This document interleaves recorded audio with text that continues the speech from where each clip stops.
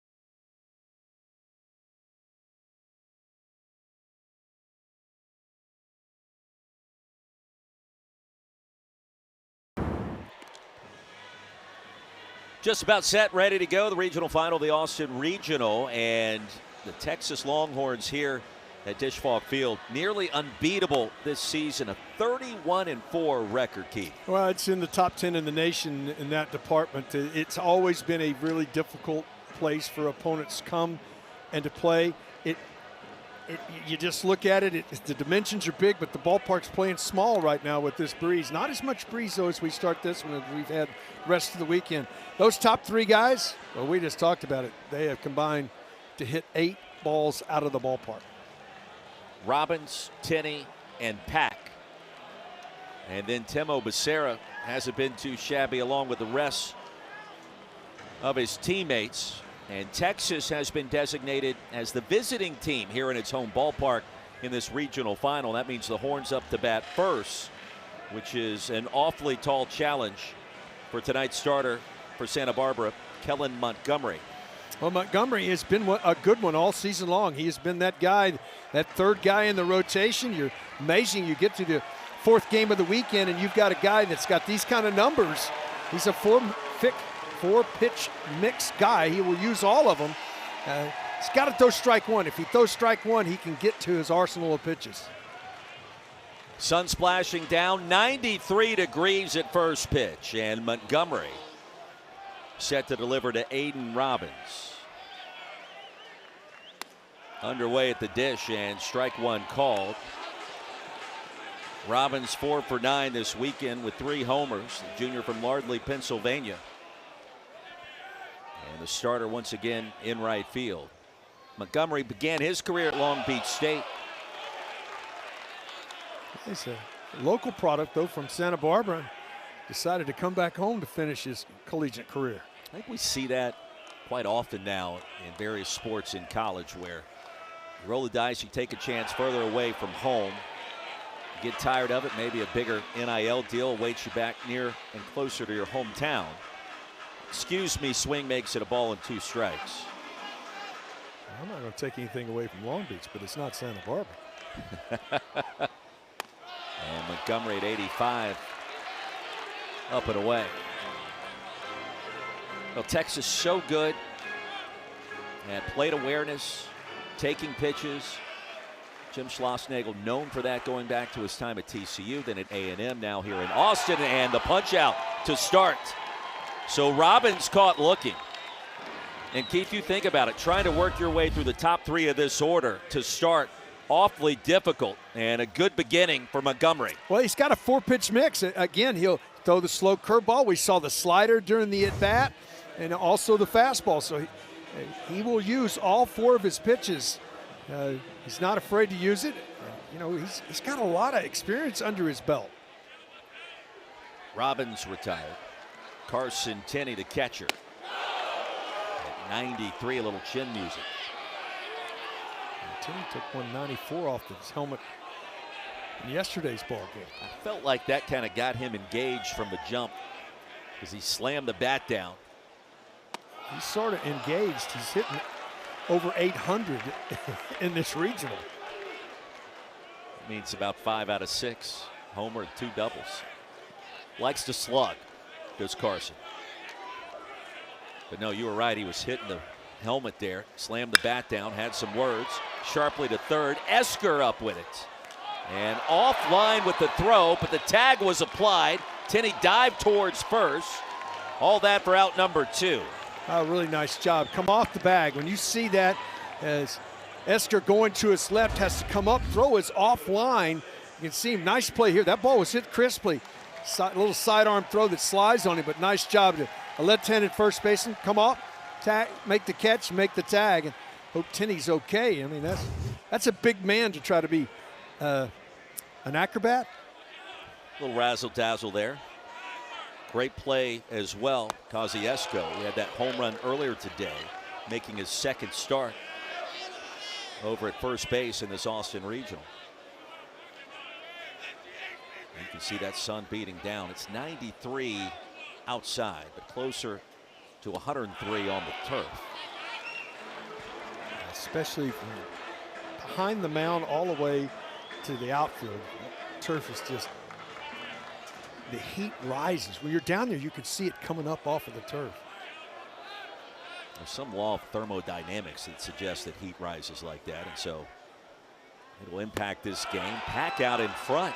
Gotta have wait a minute now you're telling me you're a physicist and a play-by-play guy. You don't know this, but I did major in computer engineering with a minor in math. There you go. I play a play-by-play person on television. Pack into right field. The heater continues for the freshman left fielder. 5 for 7 in the Austin Regional. And the first time he's secured a hit without hitting it out of the ballpark. Oh, this is really nice. He's just got great plate coverage. Again, a mistake upstairs. And these top 3 guys in the Texas lineup, you make a mistake, they're going to make you pay for it.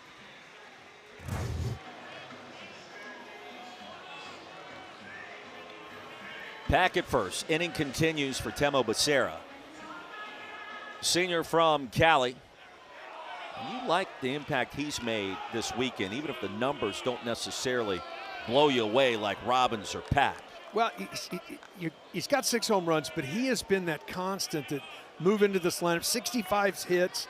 He's been that protection to slide into that 4th spot in the order behind these 3 guys that have dominated the offensive strength for Texas. You just look at it, but Becerra has been one of those guys. He gives you a professional at bat every time up. He'll go the other way. He does the little things that help you win games, and he's moved into that spot because there's going to be times when they pitch around those guys up front.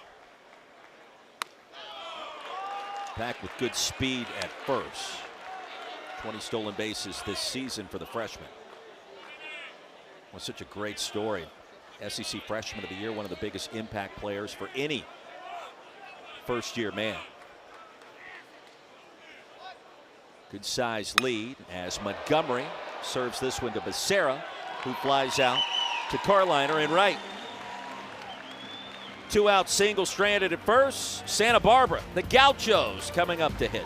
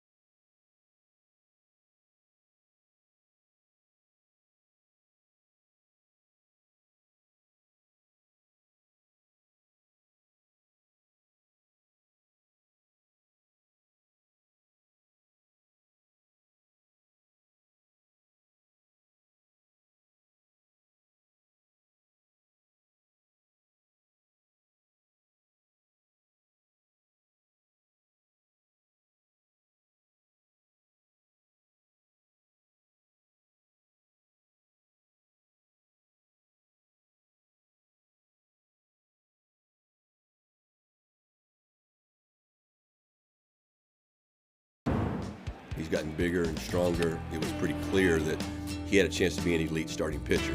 He's very mentally aware and doesn't let things get too big or too small. He throws gas now. His off-speed pitches are pretty nasty.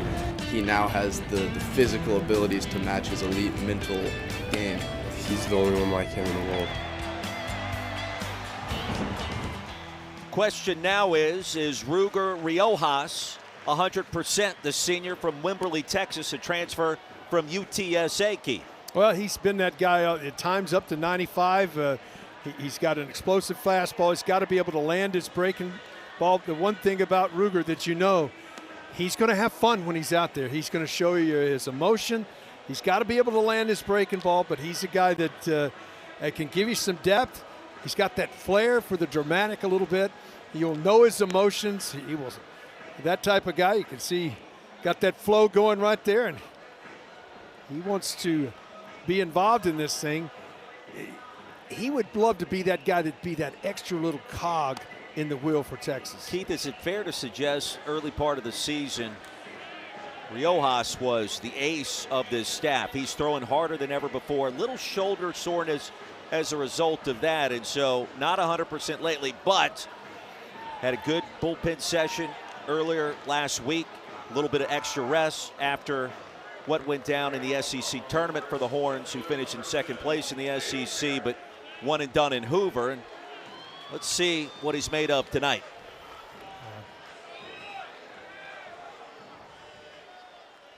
Liam Barrett will lead things off. 3 hits this weekend in the Austin Regional. Santa Barbara, regular season champions in the Big West. It'll be Barrett, Kelly, William Vassar.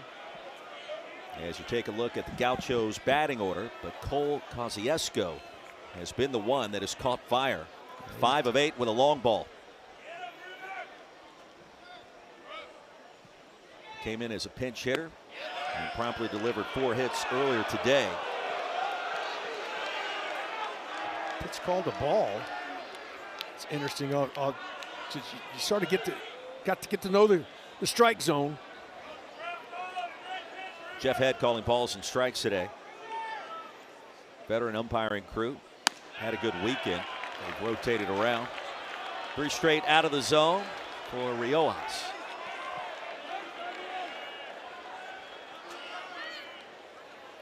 And Ruger ready to rock and fire.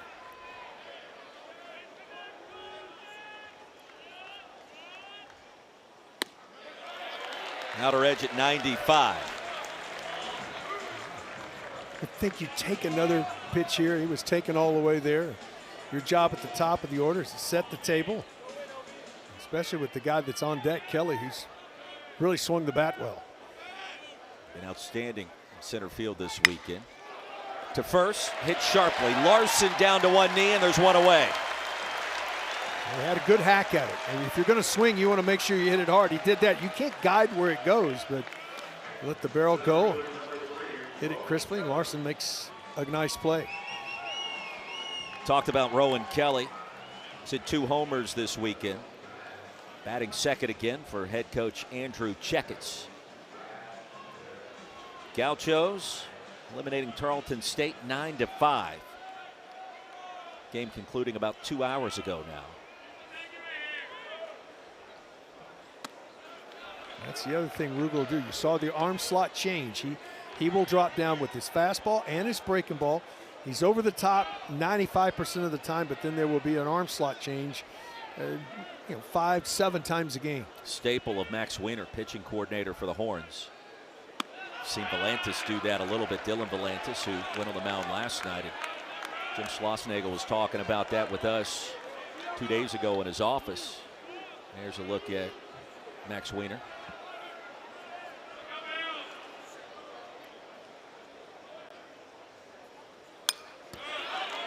Good hack. That's one of them. As a pitcher, sometimes you release it out of your hand, you go, oh, just foul it off. And that's what happened, because you see it and you go, oh, that's in. It's one of those you want to close your eyes, but you can't because it might be coming back at you. A cringe throw.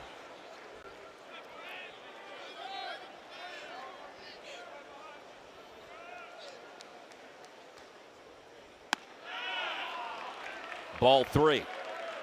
Now the other component to think about, first couple of frames tonight. Sun nowhere close to setting here in Austin, and you see the shadows starting to creep out towards home plate. The lights already poking their way out in front of the dish. And more to come. Kelly sends a ball to deep right field. Hello, Santa Barbara, off the scoreboard. And it's 1-0 Gauchos. Third home run of the Austin Regional. This young man has hit 3, 1 to dead center, and 2 have been exploded out of here to right. Fastball up and a fastball count, and Kelly doesn't miss it. I mean, watch this ball up in the zone and great extension with it. And absolutely knows that it's gone. 420 feet. And 105 miles an hour off the bat.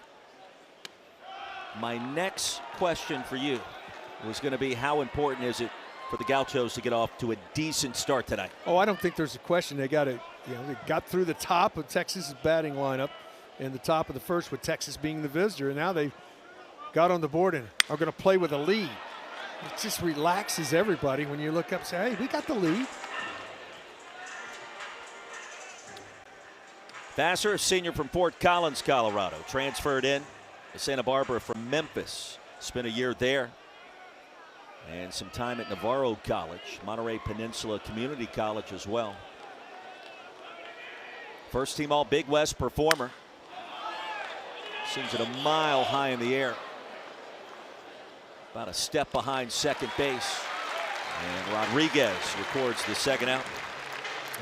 Good off-speed pitch. You saw, had him out in front, and your hands come with you when you're out in front on an off-speed pitch. Even though it was not down, it fooled him and got him underneath it. It's good to see Ruger get an out on an off-speed pitch. That's one of the things that during these struggles over the last month, he's just had a tough time recording outs on anything other than the fastball. Nate Vargas, the catcher, leads the Gauchos with 12 home runs this season. Takes low for ball one. 45 hits on the year, including a grand slam. 42 ribbies. That's good production.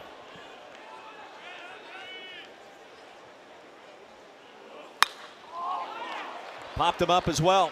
Shallow center, Pendergrass. And the side retired. 1-0 our score. Gauchos on the board first. Well, looking for something up, you get it up, drive it out.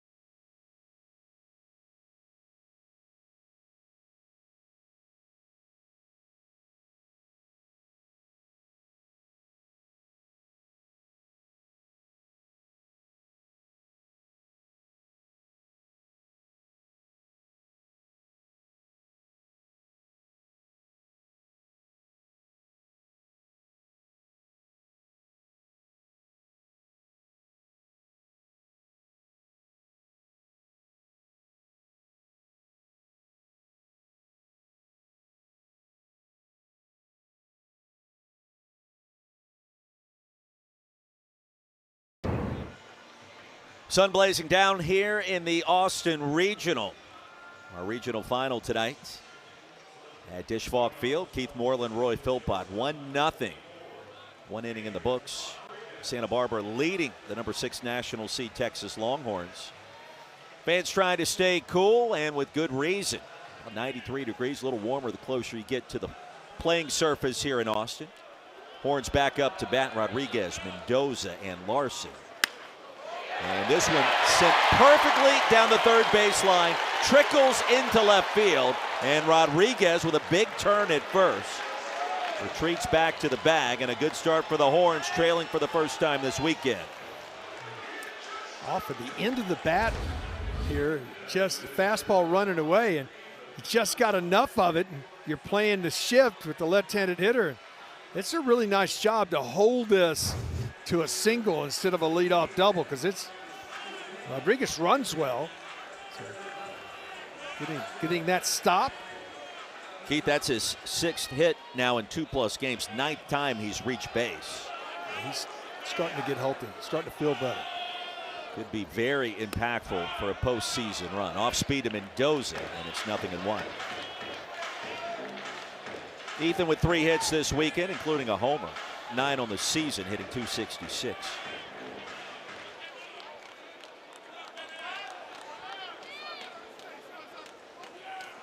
Junior out of Bedford, Texas.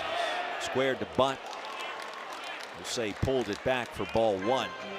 halfway down the first baseline, it felt like. Went to South Lake Carroll High School after a year at Arizona State, or before a year with the Sun Devils.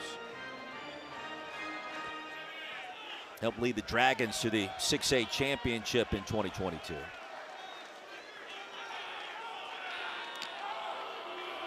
Keith, we talked a little bit earlier in the weekend about some of the issues Texas has had playing Missouri, not with winning games, but maintaining health. And Mendoza was injured last year with a shoulder against the Tigers. Kind of shifted around things in the Texas infield. Ball 2 to Mendoza. Since that part, he's had to be in the DH role. So the infield's moved around. It's interesting. They played really good defense since that point. Anytime you make a move, sometimes defense changes. Off speed and out in front. Even the count up at 2-2. Well, you asked Jim Schlossnagle point blank, hey, defensively, infield, how you feeling about what has transpired? And without hesitating, felt like this has been their best that they've had this year with how the season concluded. Yeah, and moving Pendergrass into center, that didn't happen until in the month of May. He got healthy, and moving Robbins to right field. Both of them are more comfortable in those positions.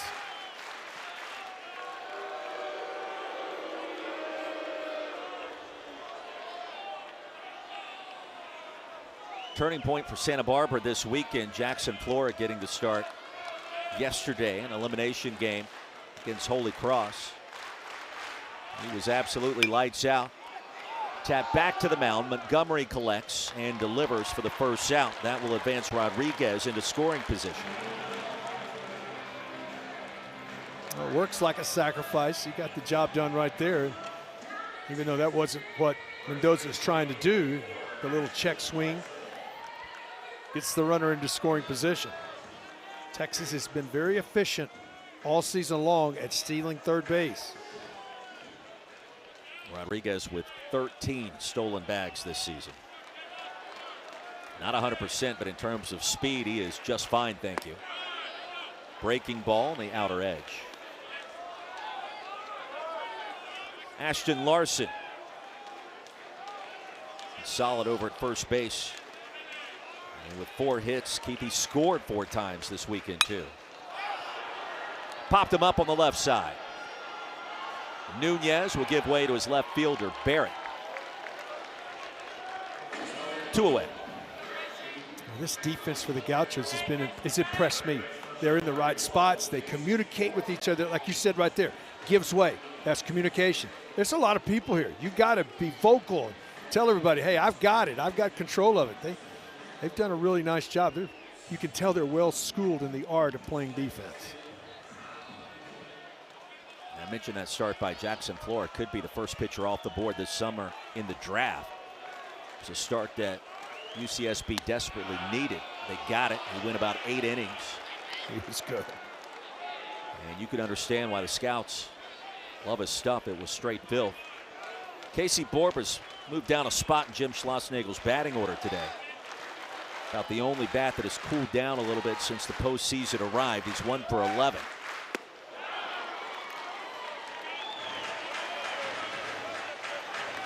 Went on a tear last year in the Austin Regional. Drove in 8 against Kansas State. Really the lone bright spot for the Horns. Been back with a vengeance in 2026 so far. You really give Borba the right-hand side of the infield. Base hit right here is all you're looking for. You're trying to get the thing tied up. That is a big gap on the right-hand side of this infield.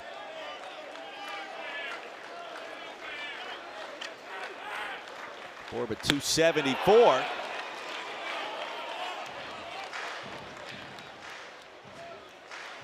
And Montgomery working quickly and efficiently after the leadoff knock to Rodriguez. He's at second. He's going to get another one of those. There's no sense changing anything until you see a hitter adapt to it. Toss back to second. That's going to trickle away towards center field, but a nice recovery by the second baseman, Mendez. He's playing almost like a shortstop with that shift you talked about.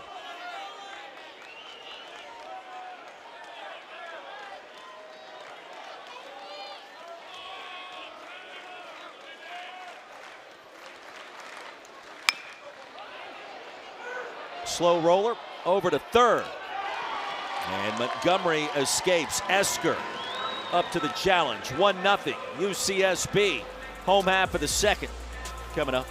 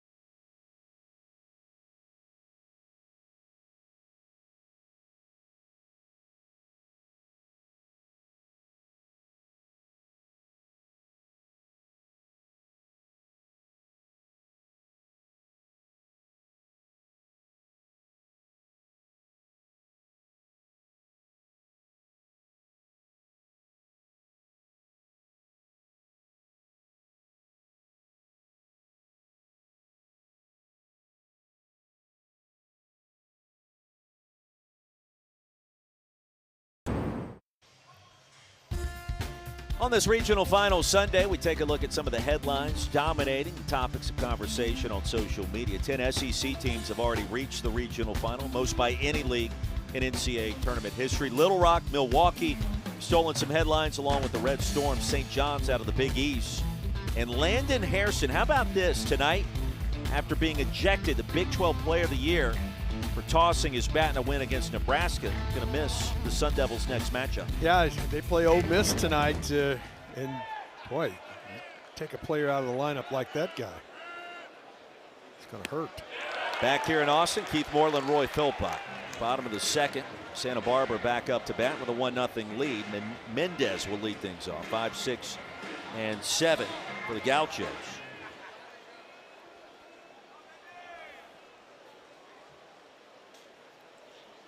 Junior with just one hit this weekend. It was a big one, a homer. Inside from Riojas. And it's a ball and a strike.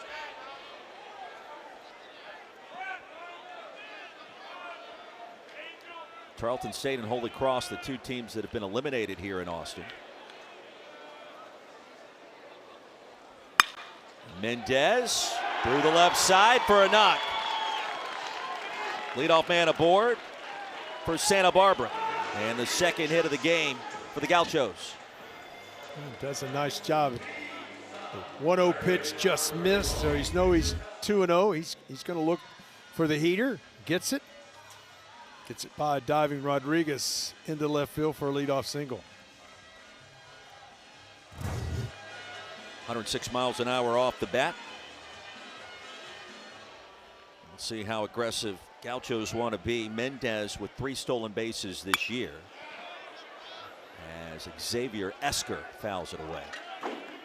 Esker, the son of the Stanford head coach David Esker, who's been here all weekend supporting. He's put together quite an Austin Regional, hasn't he? 6 of 12. He's driven in 3. You know, at times, Keith, when it felt like Gaucho's offense was scuffling in search of some sort of spark, I feel like Esker has provided that. Yeah, he's had quality at bats. Even on, he's 6 for 12, as you mentioned, but the other thing is his at bats have been good, even on the times where he doesn't get a base hit. Quickly 0-2. We'll do it again.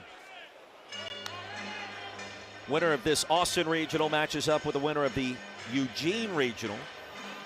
By all accounts, it looks as if Oregon and Oregon State will be the last two teams standing there.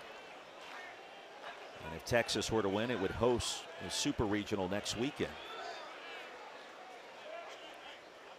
And a lot of baseball potentially between now and then.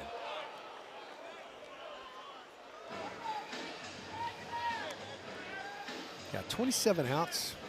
A lot of things can happen. Actually, 54. It's 27 on each side. Trying to do the quick math here. I think that's right. Yeah, but you said that you already got your you got your degree in, you have physics and mathematics. Physics is where I fell short of the mark. I wanted to be a weather guy. I wanted to be a weatherman on TV, and then you had to take physics, and there's too much that goes wrong trying to calculate some of those equations. In the dirt, and a good block by Tenney. It was a minor in mathematical sciences. Weatherman in South Carolina. I'm thinking hurricanes. It'd have to be something you know something about. I have lived through several of those. No hurricanes here in Texas tonight. And weather's spectacular. Yeah, it is beautiful.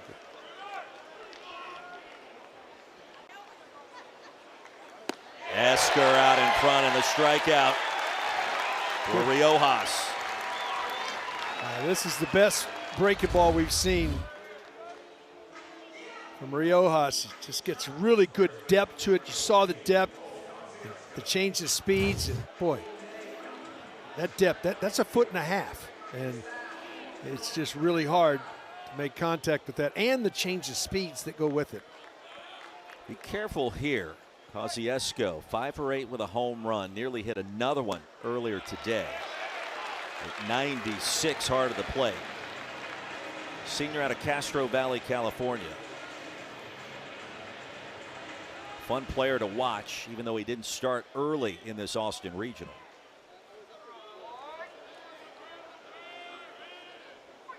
Senior first baseman, a healthy cut, was late on the heat. I might have expanded the zone there too. It's hard to get on top of 94, 95 at the letters.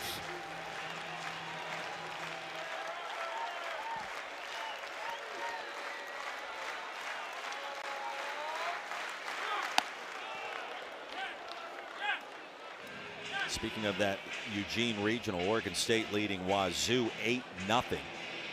Top 7. That's in an elimination game. Second game to follow tonight. And that'll take place against the home team, the Oregon Ducks. Back-to-back strikeouts.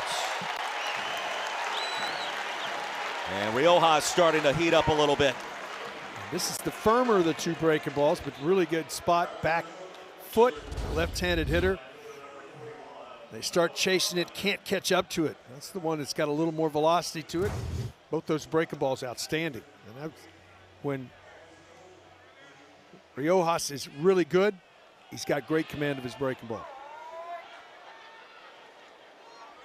Already 5 swing and misses in this inning for Santa Barbara. Make it 6 for Noah Carliner.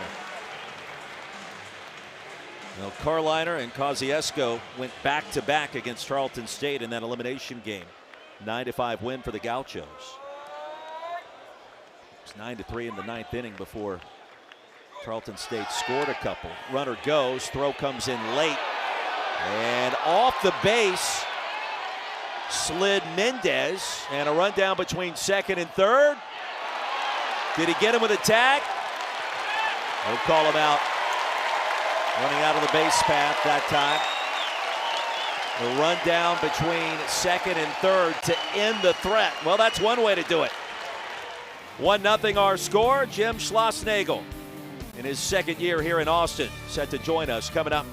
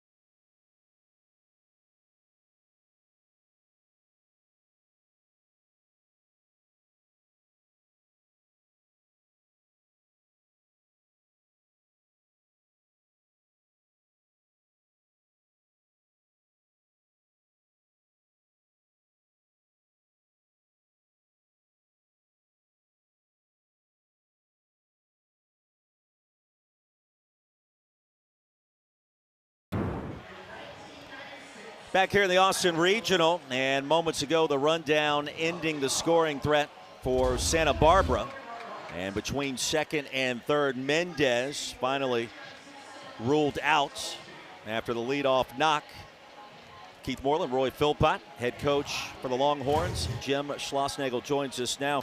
Coach, what have we seen so far from Ruger Riojas as he's made the start for you? Yeah, super excited about his stuff. That definitely is way more what it looked like in the first 2 months of the season than in the last couple weeks. Not quite as sharp, command-wise, at least in the first inning, but that last inning was much better. Jim, offensively, you guys have seen a lot of pitches in this regional. Just talk to us about your philosophy on seeing pitches and getting pitches to hit. Yeah, I mean, it's just we don't want to be in a hurry to hit, and that doesn't mean you can't swing at the first pitch. It's got to swing at your pitch, and you can wait them out. And sometimes the take is the best play in baseball. Coach, appreciate the time. Best of luck. All right, thank you. Hook 'em. You see that as Pendergrass comes to the plate and takes the first pitch. It's hard to tell sometimes young kids to say, I take a pitch, it's a strike, and I'm down 0-1. Now they panic set in. If you're going to see pitches, you cannot panic when you turn out to be 0-2 after seeing the first two pitches for Pendergrass. 0-2 after the curveball. Darian's played some good baseball out in center field. 3 hits this weekend. A transfer from College of Charleston. A couple of years at Spartanburg Methodist. And awkward hop over to first, covering on the plays Montgomery for the first out. Bring us back to the top of the order for the Horns here in the top of the third inning. Now patience at the plate has paid dividends for Jim Schlossnagle and the Texas Longhorns. Go back to his time in College Station. Look at those rankings in Division I. If you see more than 4 pitches in every at bat, what does that do? Well, 27 outs, 4 pitches. Your team, my math's pretty good. It's going to be somewhere around 125 to 140 pitches you're going to see in a ball game. 9 carried to 3 plus 2. Yeah, I think that's right. Top of the order, Aiden Robbins. You're going to get some hits, so there's going to be more than 27 at bats, or that's a perfect game. Gotcha. There we go. The math wasn't math in there for a moment internally. Well, you can feel the groove that Kellen Montgomery has settled into. Transfer from Long Beach State. Second time through the order. And here's Robbins, the 0-2. It comes out of his hands. It's free and easy. This pitching staff, it's just from top to bottom. It might be, if not the best, one of the best in the country. Robbins sends it foul down the third baseline. Well, Andrew Checketts, the skipper for the Gauchos, look back on his career as a former Pac-10 North Pitcher of the Year in his time at Oregon State. His coaching career started in Corvallis, but more recently, talked about Jackson Flores, got a chance to be the first pitcher off the board in the draft this summer. He's had 2 other pitchers go first in the MLB draft in terms of. Would you call that development? I would. Shift is on for Robbins, and just grabbed a piece. Well, St. John's put up 21 runs a day. Santa Barbara has needed quality pitching to rally back after that early loss to Tarleton State. It's exactly what they've gotten. Seves, there's another strikeout for Montgomery on the outside corner, and Robbins is retired. There's a punch out back in the first inning, and again here. No, felt like the ball was outside. He hit the spot. I mean, he hit the catcher right in the middle of his body, and sometimes with that shift to the catcher, but gets the call. 2 quick outs here in the top of the third.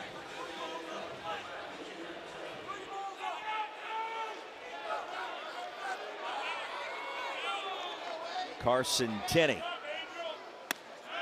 Well, he has hit some monster moonshots this year for the Horns. 21 home runs. Texas with 2 players at the top of the order with 21 or more long balls this year with Robbins and Tenney.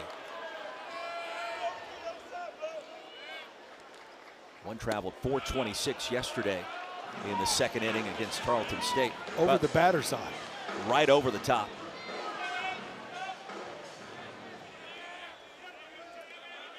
He's hit 5 over that wall. On a bounce to Nunez. Fields and fires in plenty of time. 6 in a row set down by Kellum Montgomery. As we step aside in Austin, 1-0 Gauchos.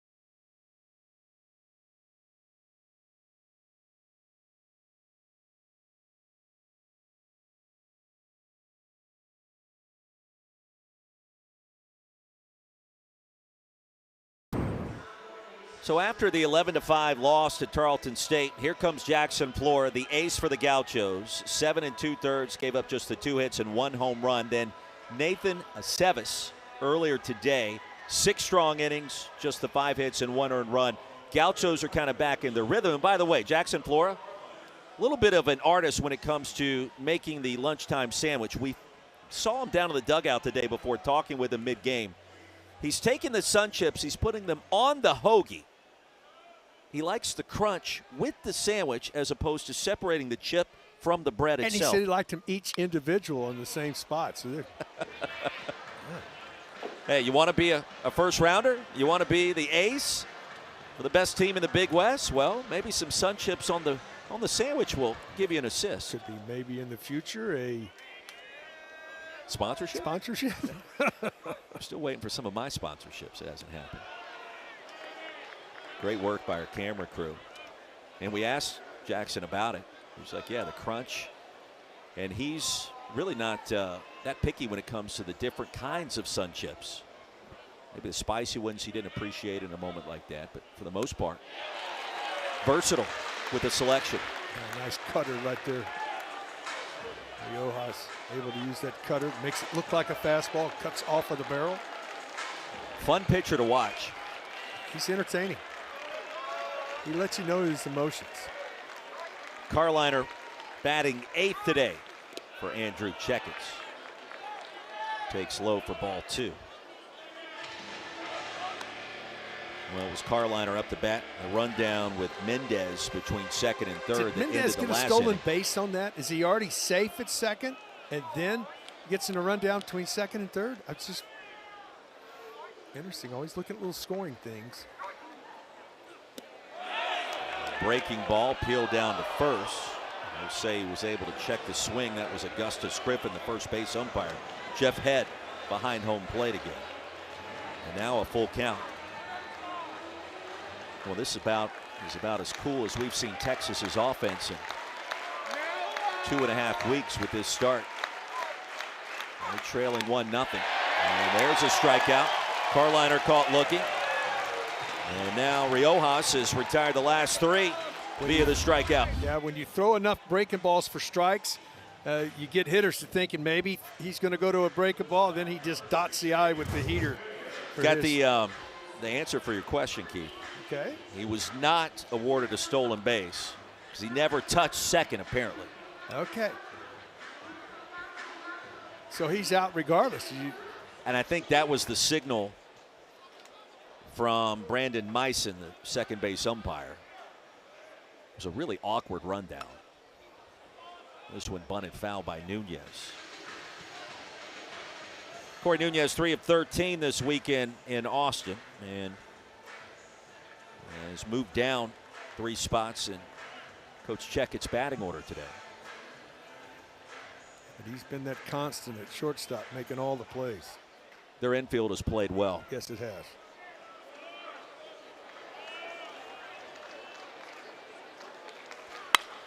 Nunez serves that one into left field and just past the third baseman Borba and Rodriguez at short. Wasn't hit hard, but it was hit in the correct place.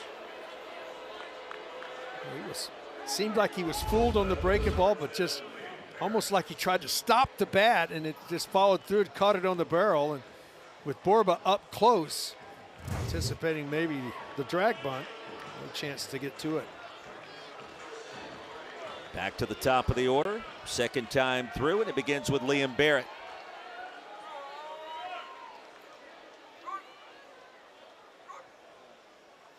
He had a hit like that yesterday. It was even softer towards right center. And I asked you the question, how fast do you think that was off the bat? And without hesitation, you said it couldn't have even been 40 miles an hour. It's at 34. That one a little bit faster than that, not much. Runner goes, and a hit and run is slung foul. We've seen the Gauchos try to create some offense. A couple of hit and runs in game 1 today. First real opportunity to hit and run right here with 1 out. It's not successful, but you can see them trying to press on the gas.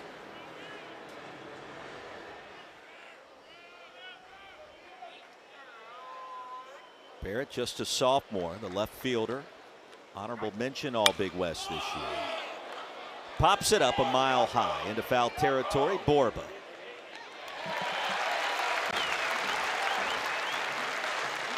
Now Rowan Kelly has enjoyed himself quite a Sunday afternoon into the evening. Earlier today, a 3-run jack that really created separation between the Gauchos and Tarleton State. And our first inning here in the regional final against Texas off the scoreboard. 2 home runs on this Sunday. Got both balls up and put a charge in both of them.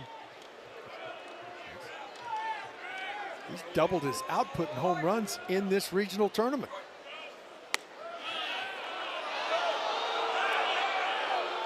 Now Kelly, first team All Big West performer, leading hitter coming into the weekend, led the conference in runs scored.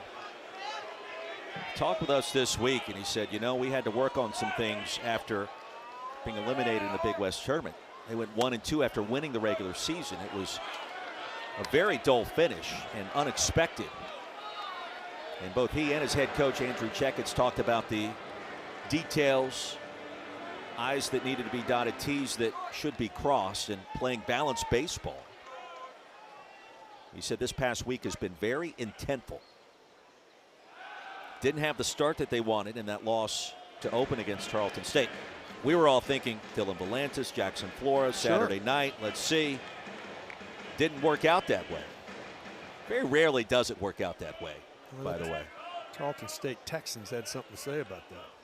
And we should mention the job that Fuller Smith has done, the former Ole Miss player, mentored by Mike Bianco. That team was a pleasure to cover, to watch, and first year to be eligible for the D1 NCAA baseball tournament. They make it, they win the WAC, the tournament and the regular season. A tip of the cap to our friends in Stephenville, Texas. Incredible season. How about a 3-0 green light? And he was hacking away.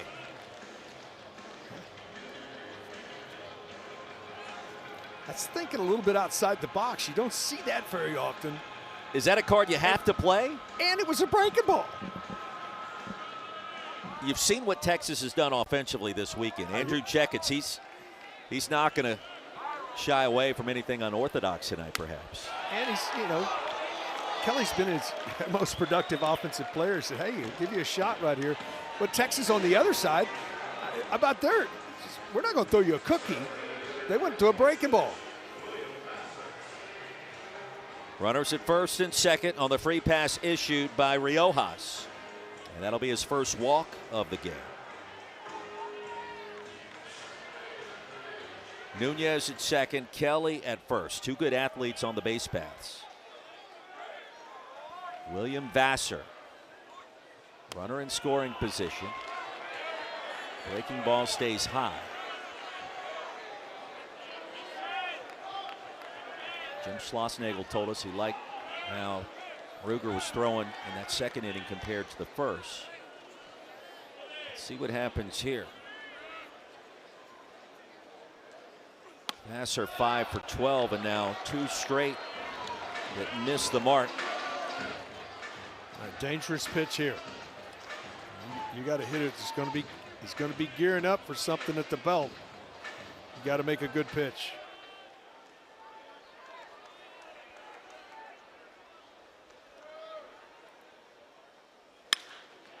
Served into right center. Got a little top spin on it. It'll hang up long enough for Pendergrass. Side retired. 1-0 our score through 3 here in Austin, Texas.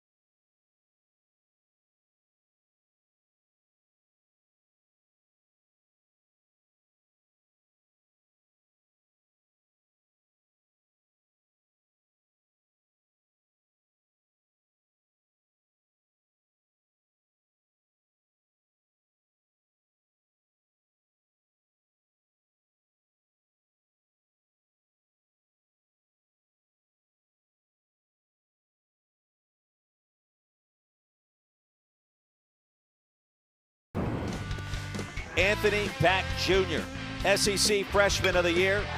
Keith Moreland, he hasn't been playing like a first-year player really all season long, but especially here in this Austin Regional. He's got 5 hits, 4 have left the ballpark.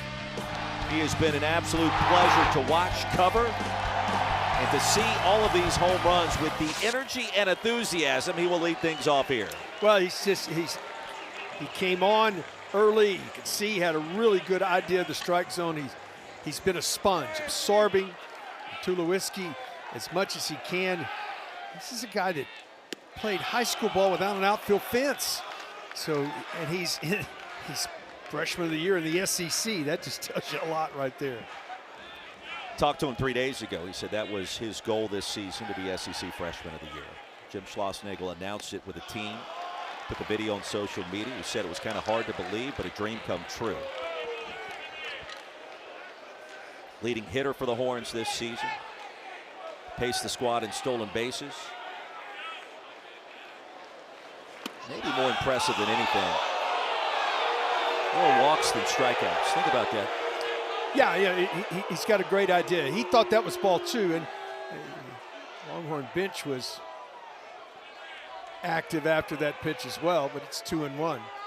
He's got a great idea of the strike zone. Doesn't get fooled. That was an excellent changeup. Now he doesn't get fooled very often, and that's when you know if somebody's got a really good pitch, is when you see good hitters that don't get fooled and are out in front of a pitch like that on a 2-1 changeup. Performance this year caught the eye of USA Baseball. Invited him out to training camp to the collegiate national team.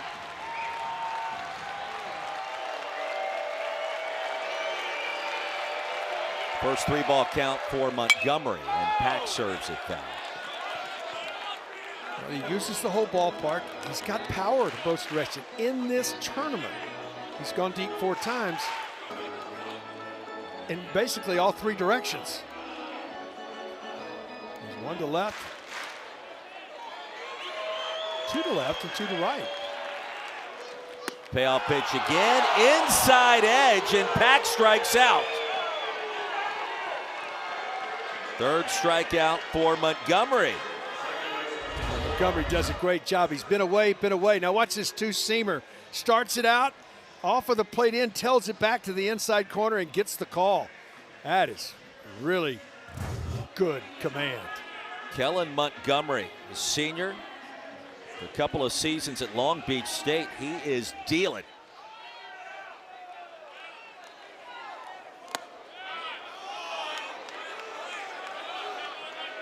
Here's Becerra, flat out to right field in the first inning.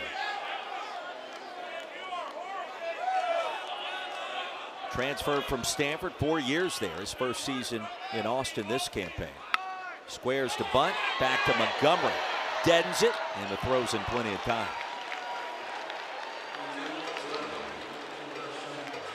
David Esker in town, played for him. David's son Xavier, part of this Santa Barbara program.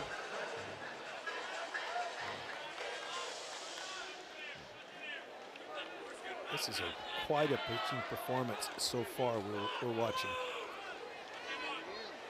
And Keith, truthfully, it's what's required to deal with this Texas batting order tonight. He surrendered a hit with 2 outs in the first to Pack. A leadoff single by Rodriguez. And since then, he's retired every batter. 8 in a row. 0-2 to Rodriguez.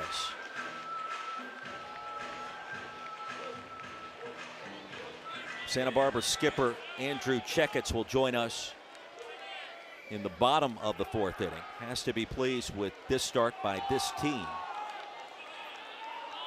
the further we've gotten ourselves away from that first game and the loss to Tarleton State, with every inning and every pitch thrown, this team has felt like the team that won the Big West regular season, Keith. Yeah, it does. And the other thing is their energy. The other thing is it's a long day. Folks, if you're just tuning into this one, this is a regional final, yes, but this is a team that's already been in this heat all day long. They started a ball game here at 12 noon to win, to get to this point, and have used a ton of pitching to get to this point.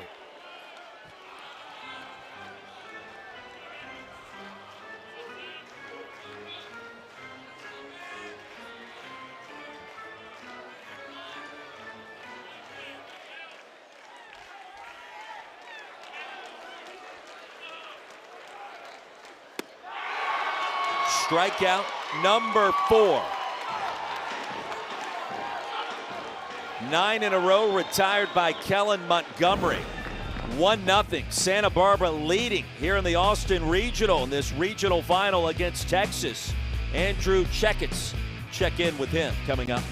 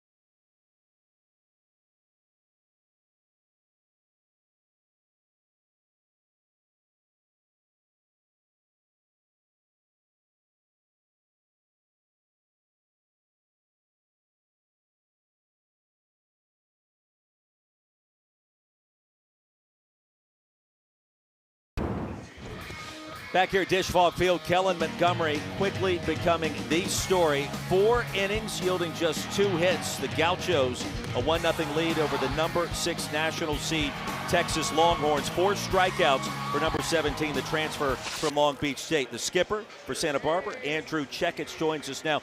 Coach, what have you seen thus far from Kellen Montgomery? He's done a good job with his fastball command. He's throwing it in and out. He's landing his off speed. He's done a nice job with his changeup. So, quality start so far. And you look at what Kelly has given you in this tournament, Coach. He's Babe Ruth all of a sudden, and I know that's not his game. He's just a guy that uses the whole ballpark. Yeah, he's always had sneaky pop, so it's not surprising when he gets into one. You know, our ballpark plays a little different than this, and I think he's enjoying those flags blowing out. Coach, stay hydrated. Best of luck rest of the way. Thanks, guys. Gauchos back up to bat. Ruger Riojas remains on the mound. Riojas yielding just that 1 homer to Kelly. Here's Nate Vargas. Vargas will lead things off, followed by Mendez and Esker. Riojas has done a nice job. I mean, he's scattered 3 hits, and he's pitched around a leadoff base hit. He's pitched around a base hit and a walk in the third. Run he's given up was the Kelly solo homer. I like that when a coach says we always knew he had sneaky pop. Well, you come in with 3 and you hit 3 in a regional tournament. I would say he's ready to go. I mentioned the great job that Checketts and his staff have done recruiting talent, developing talent, a chance of Jackson Flores, the first pitcher off the board this summer, for that to be the 3rd hurler for the Gauchos going back some 10 to 12 years. It's taken first off the board, off the bump. Riojas knocks it down, underhands it over to Larson for the first out. Another thing is, and he mentioned this to us, we talked about it this weekend, that Santa Barbara's a pretty nice place to live, to work, to go to school. You're right there, the Golden Coast, and I don't want to say it's easy to recruit there to that kind of location, but there are worse spots to be in the country. Oh, I would think. And think about going to work out every day at 72 degrees and looking at the Pacific.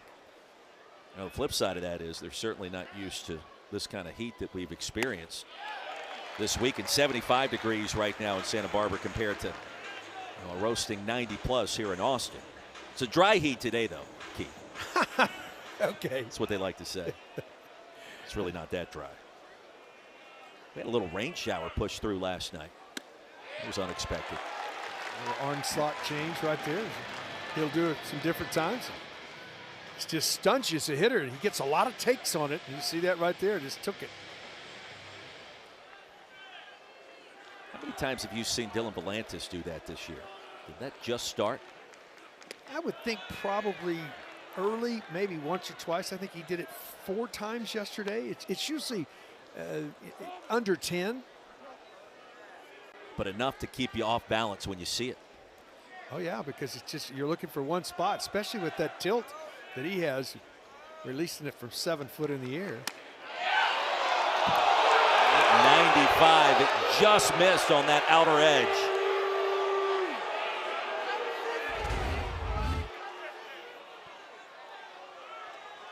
Ruger thought that was strikeout number 4. Took a little walk around the mound to gather himself and come back and make a good pitch. There it is. He'll turn around, look towards center field. A little shoulder swag and back at it. Just really good command. Tinney does a nice job bringing that back and getting the call for the 4th strikeout of the ball game. Great job by Carson Tinney. Here's Xavier Esker.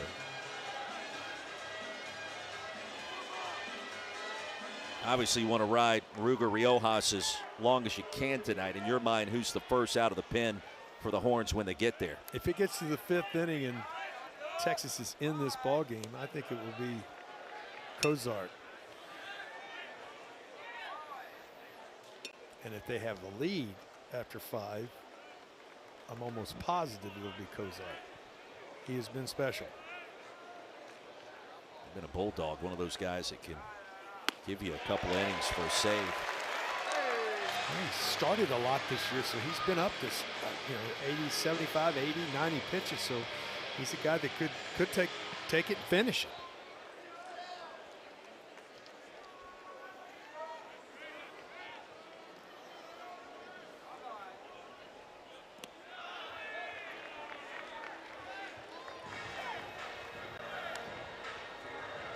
UCLA and St. Mary's in a one-run game out in Los Angeles, 5-4. St. Mary's getting set to bat in the bottom of the ninth. Bruins with the lead.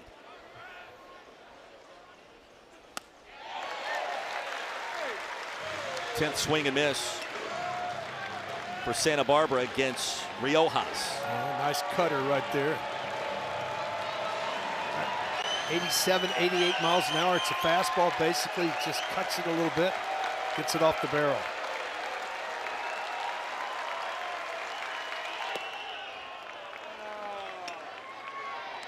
Came right back to it and just missed.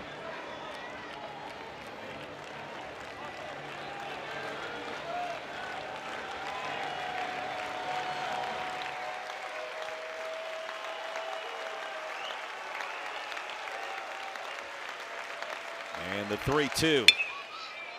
Off a bounce. Borba gobbles it up, spins and delivers.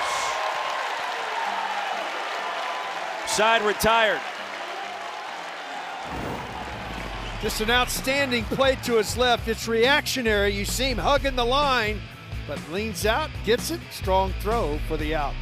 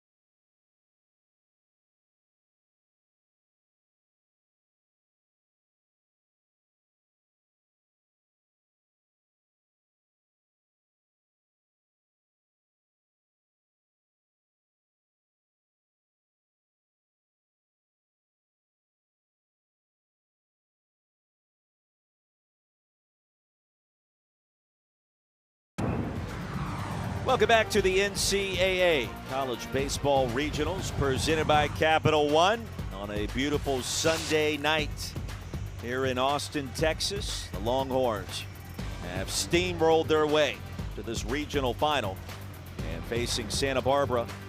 Gauchos surviving 2 elimination games to make it to Sunday night. 82% of the regional winners began at 2-0. The story thus far has been the starting pitcher for the Gauchos, Kellen Montgomery, who can give you some innings now. He's got 3 starts this year, going over 100+ pitches. Hasn't made it through the 6th, however, since April 4th. Certainly has the stamina, and really, if you're trying to pull off the upset on the road, he's going to have to give you a little bit more tonight. Yeah, his fastball command has been outstanding. That 53rd pitch right there. So at this moment, as he goes into the 5th, he's very much on time on pitches. Mendoza, Larson, and Borba.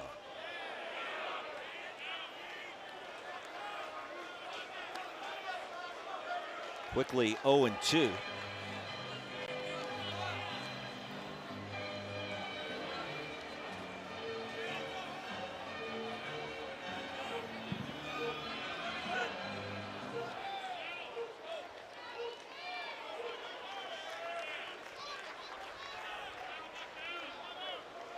Mendoza 3 for 11 this weekend. Fly ball to deep right field, spinning, turning, and catching right at the track is Carliner. Well, that became an adventure as he turned his back to the baseball mid-flight, but he recovered in time. Yeah, looking right back into the sun. That ball jumped pretty good. Breaking ball, Mendoza's got some good pop that direction. Drives it to the edge of the track. Able to make the play for the first out of the inning. Keith, you've talked about that breeze and also battling that sunshine trickling down. Heat continues to be a factor. That wind shoving out here at the dish has not been so far. The lights are on in the shadow. It will become easier for hitters to see pitches, and once everything gets into the shade. But this time of the year, the shade rotates a little bit, so you'll have the shade for quite a while now that it will go across to first base. I made it a point not to mention that as often as we did yesterday because it was a topic of conversation I went back to a couple of times. Really my first time watching it, but you mentioned the rotation. It's kind of crept out behind the third baseline since we started today. And now we'll start to shift as we get closer to the 7th inning. Larson sprays that one foul. Kind of a quirky aspect to this ballpark at this time of day, this time of year. Yes. Almost parallels the diamond itself.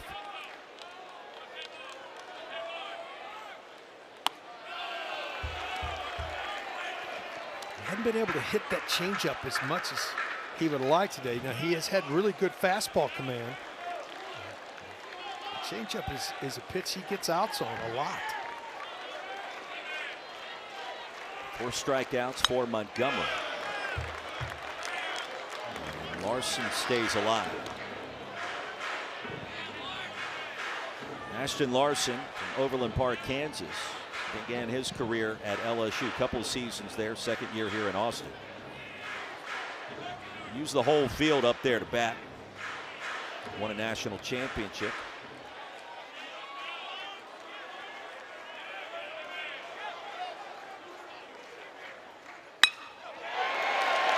To left field, and for a moment Barrett thought about sliding to try to make a catch. Thought better of it, probably a wise call. And Larson's aboard with one away. Ball up. Larson does not try to pull it. He just rides with it to the other way. One out base runner. 5th hit in 2+ games for Ashton Larson. Good start to his postseason this year.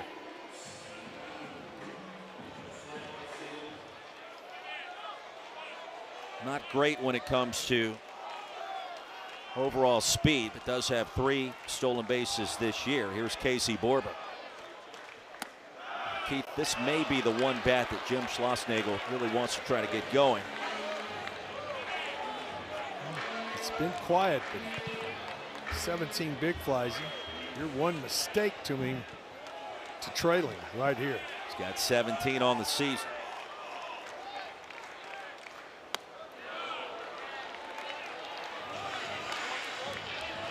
Well, the way this Texas team has been swinging the bats, just kind of hold your breath with every at-bat. Anytime somebody gets on base, you feel like there's a threat for damage and the possibility of a crooked number going up. Still 1-0 Gauchos. Borba swung at one well out of the zone. They've been so physical. Slugging is hard to beat. You take 10 singles or 5 doubles. I'll take 5 doubles every time. Do the math there. Total bases, yeah.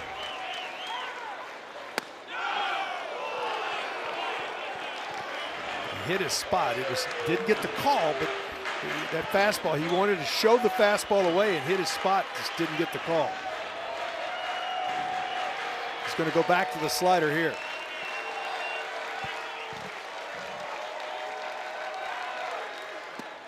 And Borba strikes out. Chase one that was low and on top of the turf. 5th strikeout for Montgomery.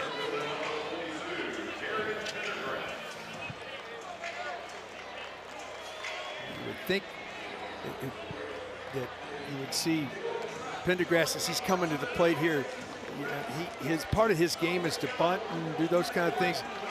You want to find a way right here to get on base and get Robbins to the plate. You know, if I was playing third, I'd be trying to take away the bunt and forcing to swing the bat here, not allow Robbins to come to the plate in the inning. 3 for 9 in 2+ games for Pendergrass. College of Charleston transfer. Off speed and outside. And you saw him square right there. If that pitch was a strike, I think he was going to try to bunt it. 15th pitch in the frame for Montgomery, the most he's thrown in any inning thus far. And they're getting a little more stressful now, too.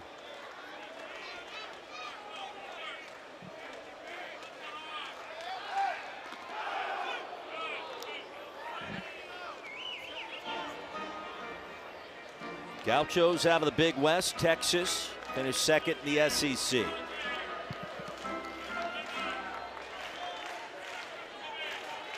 Horns have won 16 of 20 SEC series in the first 2 years for Schlossnagle. I still like the play. You think, well, why is he bunting Matias? Because if he gets it down, you have to make a play to get him. And if you don't, you're bringing the top of this order, which can do damage. I mean, big damage. They don't just get singles. You tell me they don't mess around here in Texas? They haven't this weekend.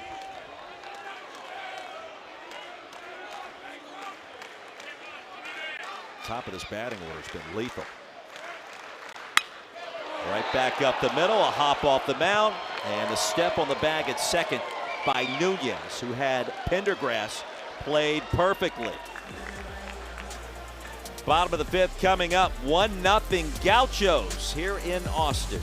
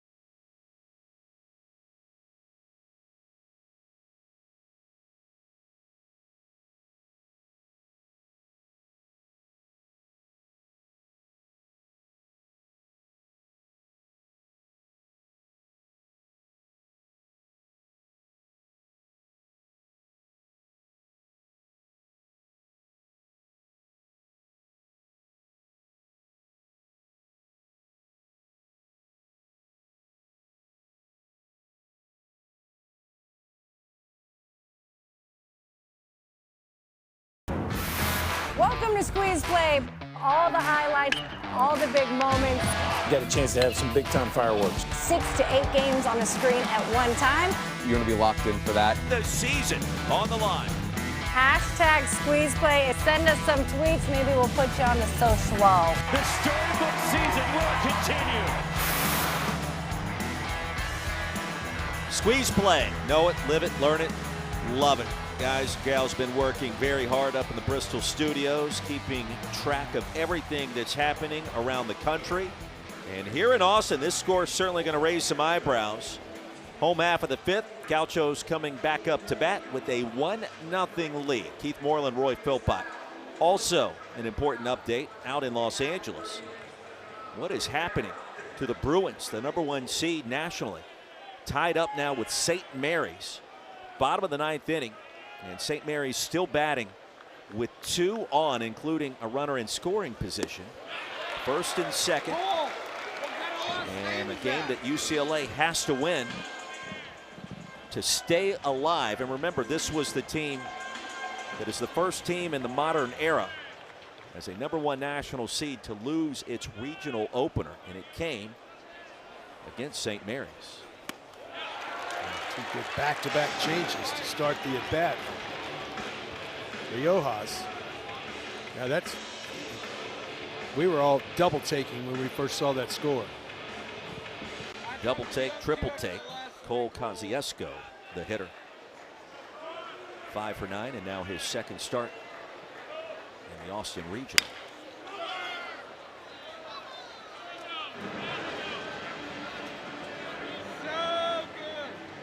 UCLA this year with 30, count them, 30 come from behind wins, including every victory in the Big Ten Tournament Championship run, and including a couple of times. They won't get a chance to come back now. I think they're the visiting team, aren't they? That's correct. Did it yesterday against Virginia Tech as we were coming on the air. And Kosciuszko strikes out.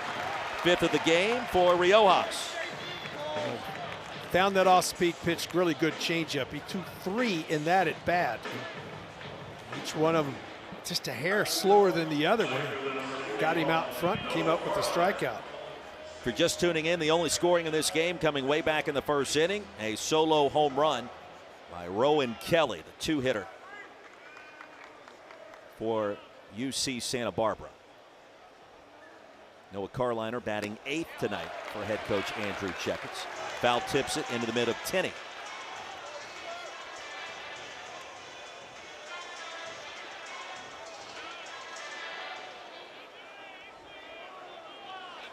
UCLA at one point had a 27-game winning streak this year. I wonder who it was stopped by. What a great question. I am so happy that you posed that question. Wouldn't you know? These same Gauchos. Santa Barbara. Ruger Riojas now with 299 career strikeouts. One more, he becomes just the 4th active D1 pitcher with 300. That's a big number.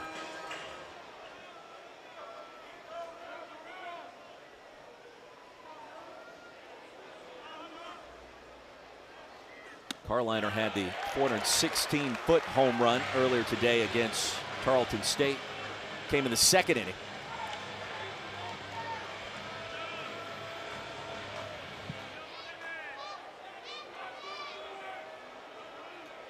Out of Huntington Beach, California.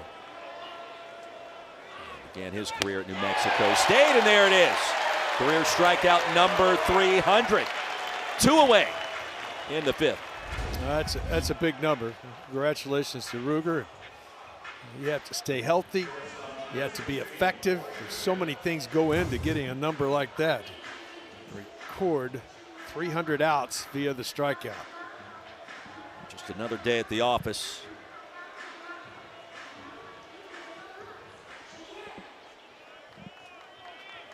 $15 swing and misses so far today, induced by Riojas.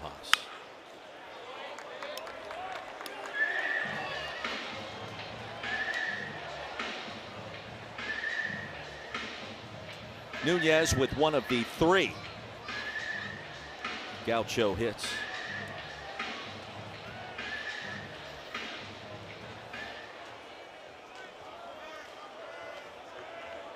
Nunez has battled injuries in his career. Going back 2 seasons ago, only played in 9 games, suffered a hand injury. Kept him out rest of the year. Big soccer player in high school. Been really good in the 6-hole this weekend.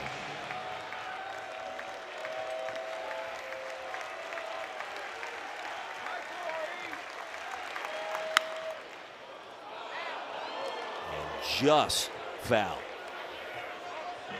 Ruger dropped down. It's the first time, not to drop down, but the first time he's gone to a breaking ball when he drops down and just hooks foul.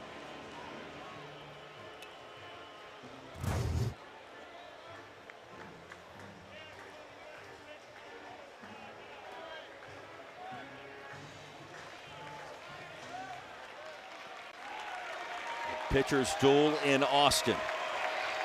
This regional final. Nunez pops it up. Left side, Rodriguez on the move. Side retired. Top of the order for the Longhorns coming up in a 1-0 ball game.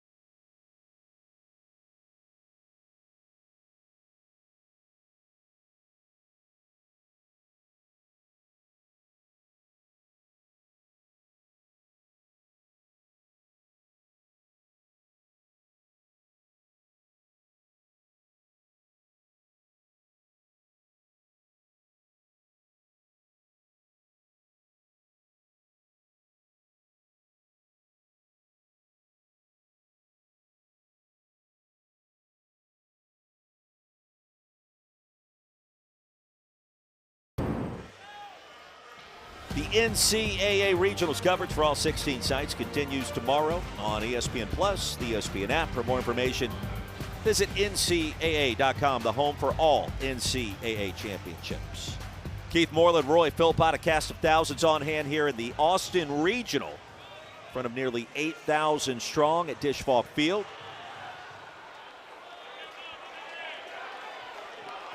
That shadow from the stadium starting to tilt and rotate here in the top of the 6th inning. Santa Barbara 1-0 lead against the number 6 national seed Texas Longhorns. He's had such great command with both of his, the slower breaking ball and the slider. Robbins to right field. That's a knock. First time Aiden Robbins has reached in this one. And a good start for the Horns here in the top of the 6th. Oh, nice job staying behind that and letting the ball travel deep. Change up, stayed up. Robbins has got such great bat control. If you think you pull right there, you're in trouble. He just stays inside it, drives it the other way, and a leadoff base runner. And Keith, you start to wonder, this Texas offense held in check, especially the top 3 in the lineup. Does that start to change and shift right here? Off speed to Carson Tenney. A dangerous throw, a called strike.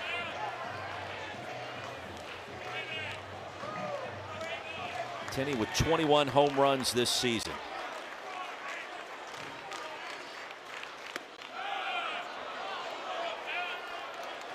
He comes right back with a heater.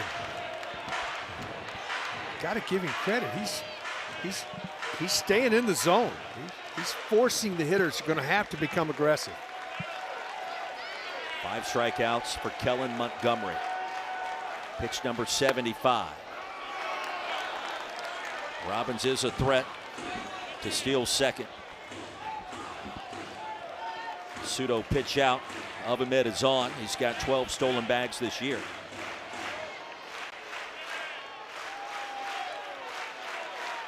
Wynn is picked up towards left field.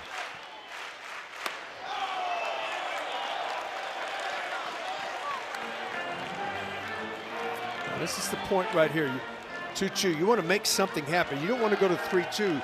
Robbins could be off with the pitch. Tenney would be able to see his 5th or 6th pitch of the at-bat. You want to make it happen right now. To center field. And a line drive drops for a base hit. The first 2 reach for the Horns.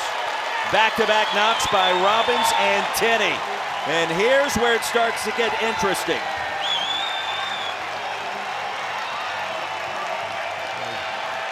Third time through, make a mistake upstairs. Tenney, he's not going to miss one up there. He is going to barrel it, and that's exactly what he does. And you've got a man that's gone deep 4 times in this regional coming to the plate with nobody out. Tenney now has reached in 34 straight games. Crowd making some noise for the first time in a long time. And here comes Andrew Checketts.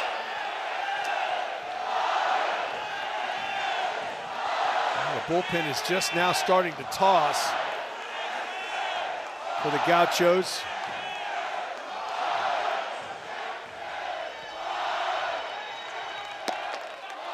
Nearly 7,900 strong in the house tonight in Austin. Double barrel action starting to brew. The Gauchos bullpen. And a lot in play. The Texas Longhorns trying to scratch across a run. Horns with a win tonight advance to the Super Regional round next weekend.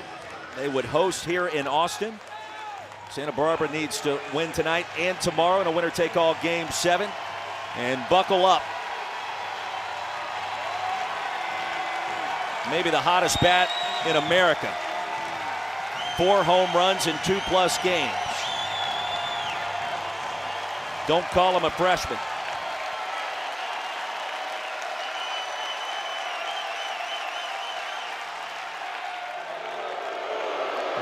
Everybody's booing about that, but they're still making sure that he's not squaring to bunt. Pack didn't give anything away. Plus, Jim Schlossnagle is not a guy that bunts very often, especially not with Pack at the plate.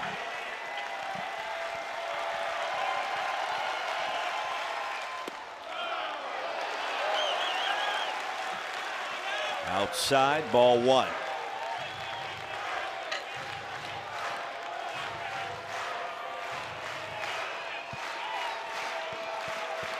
First Texas player to hit 3 home runs in a postseason game ever. Came against Holy Cross. After the third, started suffering from cramps. Never got a chance to hit his 4th. What did he do the next day? Hit another homer.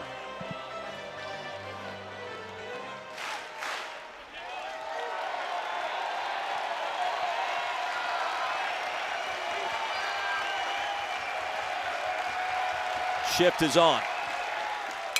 And Pack tried to send it the other way for strike 2. Got a catch over there. Well done, young man.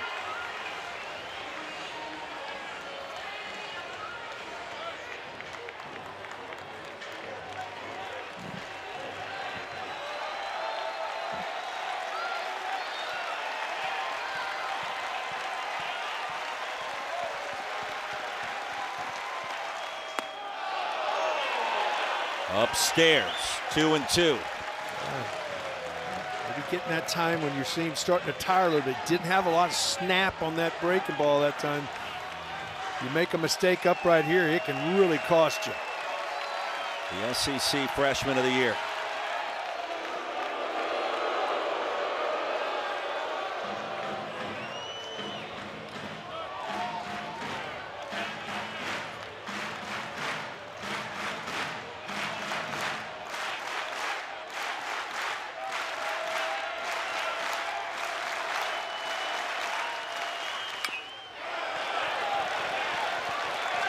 Two and two changeup. How about that? Almost got away with it too and get the out. Had him fooled out in front, just got a piece of it.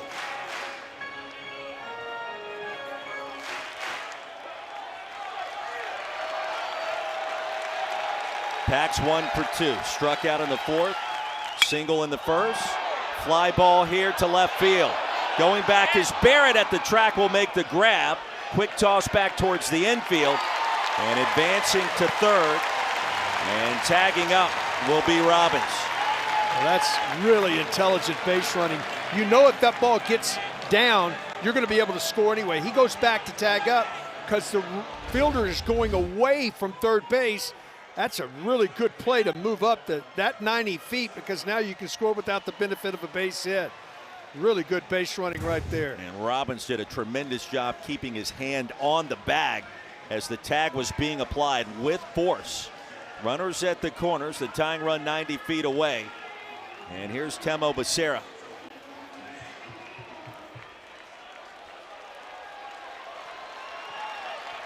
What'd you think about a safety squeeze here?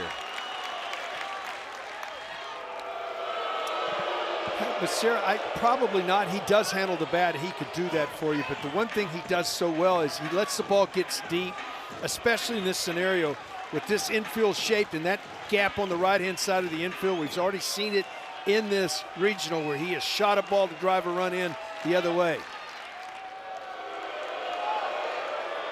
Montgomery in no hurry to test Becerra.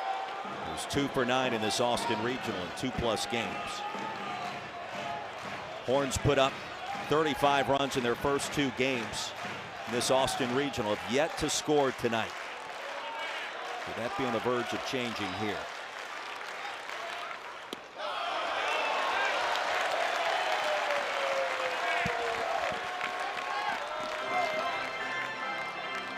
As a hitter, you think, all right, he started me with the slider. Do you set on a fastball away here, try to go the other way with it? Or do you think he's coming back with a breaking ball? 2-0. Now you can zone out. You don't have to anticipate. You say, I'm looking for this pitch in this spot, and if it's not there, I'm taking it.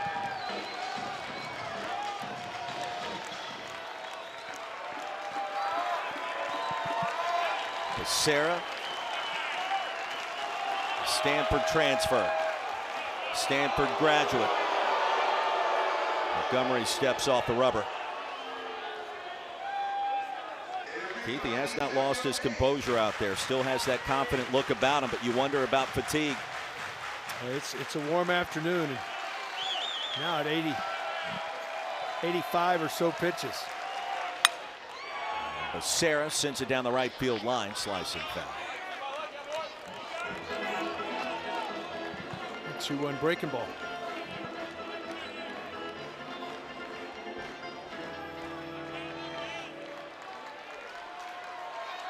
Temo's former coach, David Esker, in the house tonight watching his son play for the Gauchos, Xavier.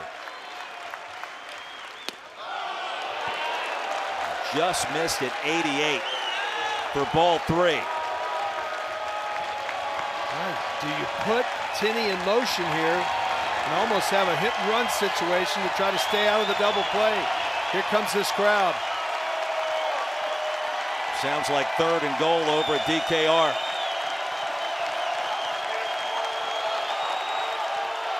Jim Schlossnagel hopped out of the dugout attempting to call time at the last minute. It's because of the pitch clock violation.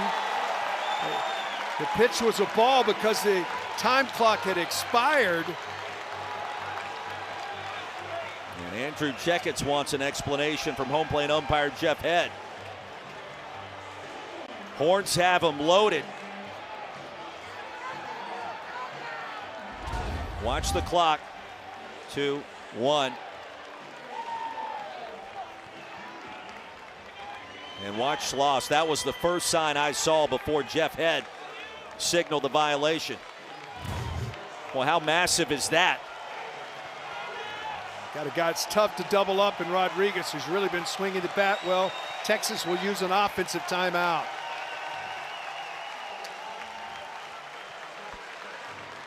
Troy Tulowitzki out of the dugout. Rodriguez will have a conversation both with Tulo and Ethan Mendoza, who's in the on-deck circle. You're just trying to find a way to get a run home from 3rd and tie this thing up to start. Yeah, and you want to have a game plan and say, hey, this is what he's done to you, because they're charting all that. I mean, the analytics now at the college game is every bit nearly as good as the big league level. So they're seeing every pitch. If you've forgotten, your coach hadn't forgotten, hey, this is what he's done to you. You want to make sure you're on the same page, what to look for, what you're trying to do in this scenario. Plus, this crowd will come to a fervor. Rodriguez with 6 hits this weekend in 2+ games. 4 for 9 with the bases loaded this year. And off speed, hard of the plate for strike 1.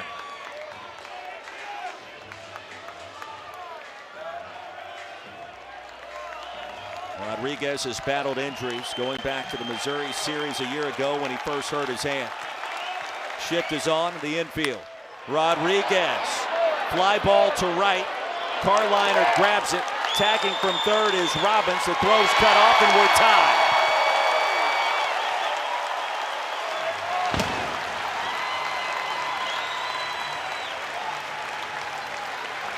Tinney advances to 3rd, 2 away in the top of the 6th. Rodriguez does his job. You got to get that ball into the outfield, got a ball up. He was fooled, but he just was strong enough to get enough on the barrel that get it deep enough to tie this thing up.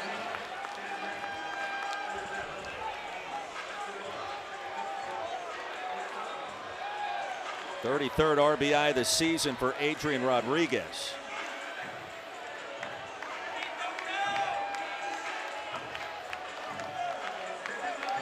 And here comes Texas, and not done yet. Ethan Mendoza. 0 for 2 today. Runners at the corners. Ball 1.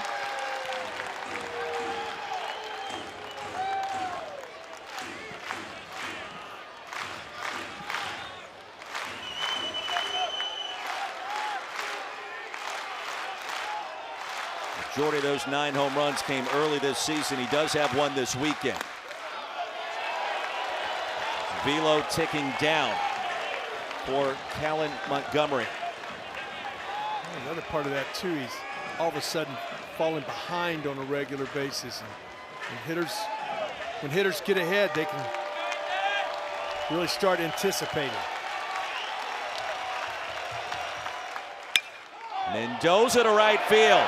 Retreating Carliner. And it's up against the wall. Texas grabs the lead. Tenney touches home plate. It's 2-1 Longhorns. And Texas still batting in the top of the 6th inning. I talked about Ethan Mendoza having really good opposite field power. He goes down on a breaking ball away the other way, and this ball jumps off his bat. He thinks he's got enough of it right there. Then he realizes it's not enough to get out of the ballpark, but a nice job of getting this ball back in and maintaining. Instead of a 3-1 lead, it's a 2-1 lead, but Texas has their first lead of the ball game. And the Gauchos ready to make their first call to the bullpen. What a start by Kellen Montgomery, giving his team a chance in this regional final. Gauchos got to win tonight and tomorrow in a winner-take-all Game 7. And for the most part, that young man, the transfer from Long Beach State, did his job. He did an outstanding job. He just ran into trouble here in the top of the 6th inning, and it started with the top of this lineup. First call to the bullpen for the Gauchos, now trailing for the first time to Texas 2-1.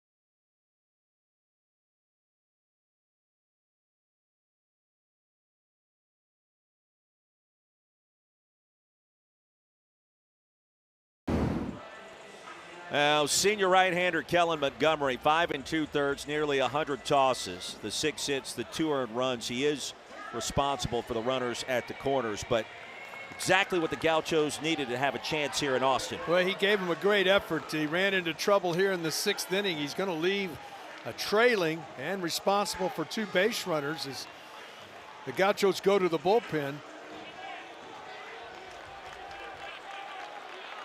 Van Froling making his 18th appearance on the bump to Ashton Larson, and the sweeper settles in low.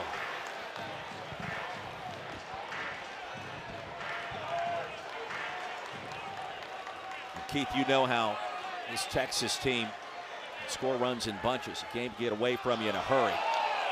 Outstanding block by Vargas. 2-0.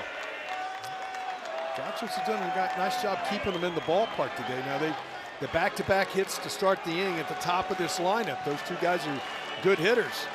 And it's turned into 2 runs, but they've got to get a big out right here to keep themselves in this ball game.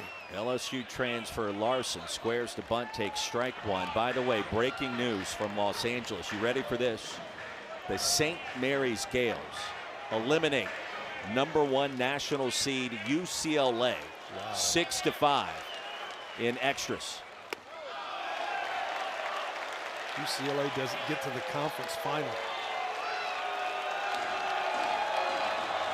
I mean, the tournament, the regional final, excuse me.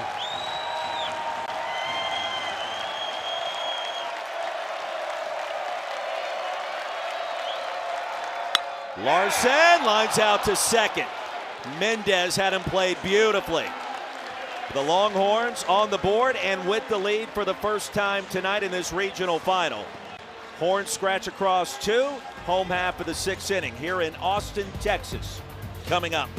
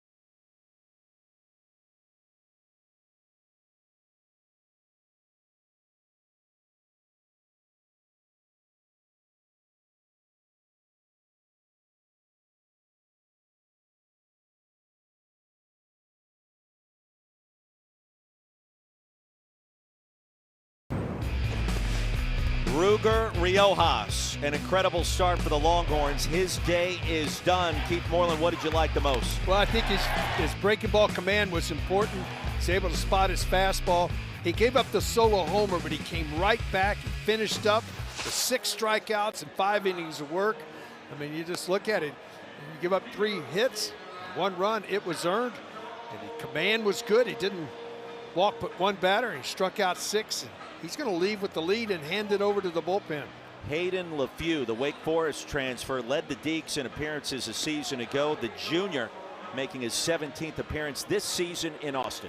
Well, he's just one of those guys that he just attacks you.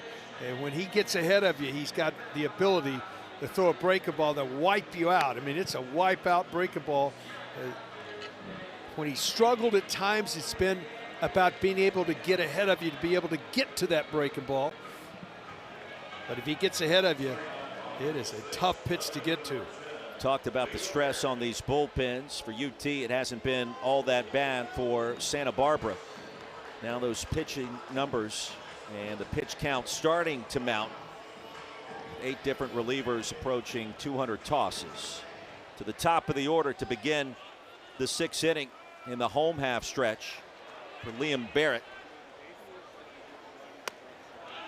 And LeFew settles in low and away for ball 1. First time tonight that Santa Barbara has been up to bat trailing. Barrett's 0 for 2. 3 hits in 3+ games for the Gauchos. 2-0. St. Mary's, the Gales, upset UCLA not once but twice. The Bruins eliminated. They are out as the #1 overall national seed. Other upsets brewing around the country. Troy leading Florida in Gainesville 16-5, top 8. Wow, that's to force a game tomorrow. Kansas has rallied to lead Arkansas in Lawrence 6-5, top 5. And now 3 straight out of the zone from LeFew to Liam Barrett. Trying to get a feel for it. Sometimes you throw a breaking ball to get him to the field. That's a 2-0 breaking ball that missed. See if he can find it here right now, because first thing you want to do out of the pen is throw strikes.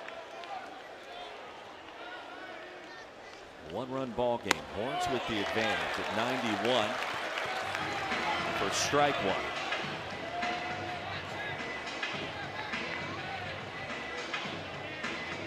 Kentucky now leading West Virginia 7-6, bottom 6 in Morgantown.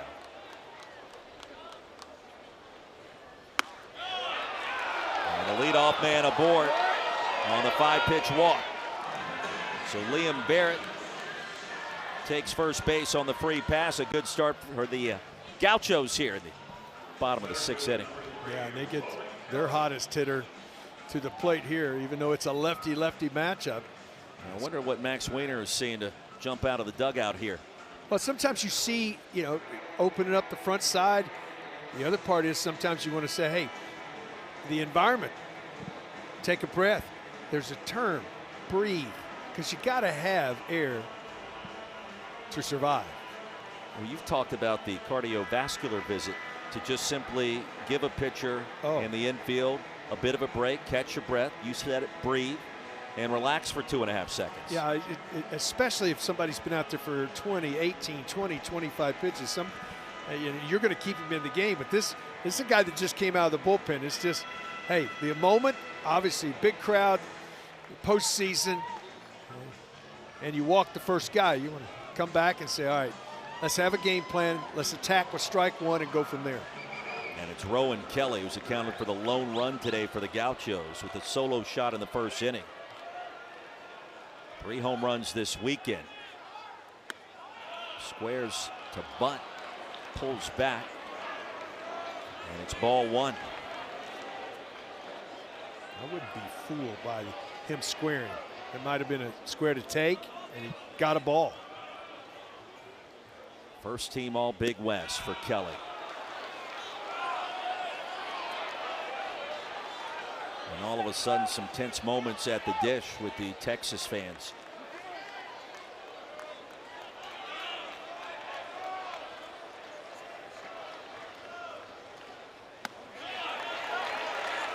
Good breaking ball here. There's activity in the Texas bullpen. Brett Crossland, we haven't seen him yet this weekend. See, freshman from Phoenix, Arizona. Kelly shows bunt. Borba creeps in from third. Outside, it's now 3-1. That time it looked like he was going to give himself up, but this pitch was not a strike.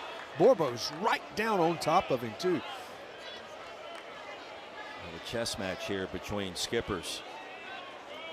Let's see what Kelly wants to do in a hitter's count. Runner at first. He's swinging. And he takes high for ball 4. Tying run, moves into scoring position on a couple of free passes. Now, leads the Big West in sacrifices coming to the plate, so he knows what he's doing. And I think we're going to have a pitching change. And we will. Schlossnagle out of the dugout, points to the bullpen. The freshman hurler Crossland's been getting warm down there. Horns with a 1-run lead. Gauchos threatening, 2 aboard, no one out. In the bottom of the 6th as we step aside.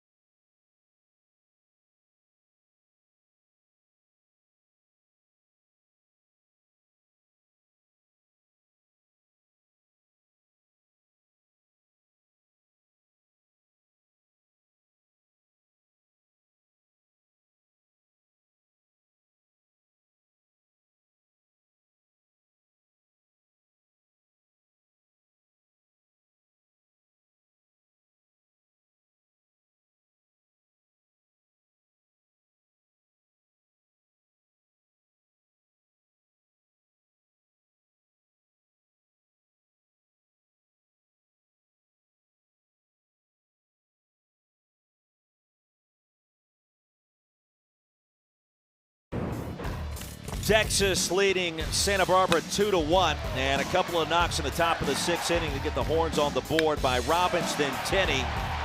Sack fly by Adrian Rodriguez, and keep Texas back in business here. Yeah, they take advantage of it, and then the opposite field single drives in the go-ahead run, and just like that, Texas has been held down, and then all of a sudden, the top of that order gets something going, and they find a way to get a lead. Now, that being said, you come right back out here, and you walk the first 2 batters to the frame, and all of a sudden, the Gauchos now a lot of opportunity to make something happen here. Probably a sacrifice situation with one of the best bunters on the team coming to the plate. Brett Crossland out of the bullpen after LeFew was unable to record an out, and the 2 walks that were issued. His numbers as a freshman out of Phoenix, Arizona, unfreshman-like.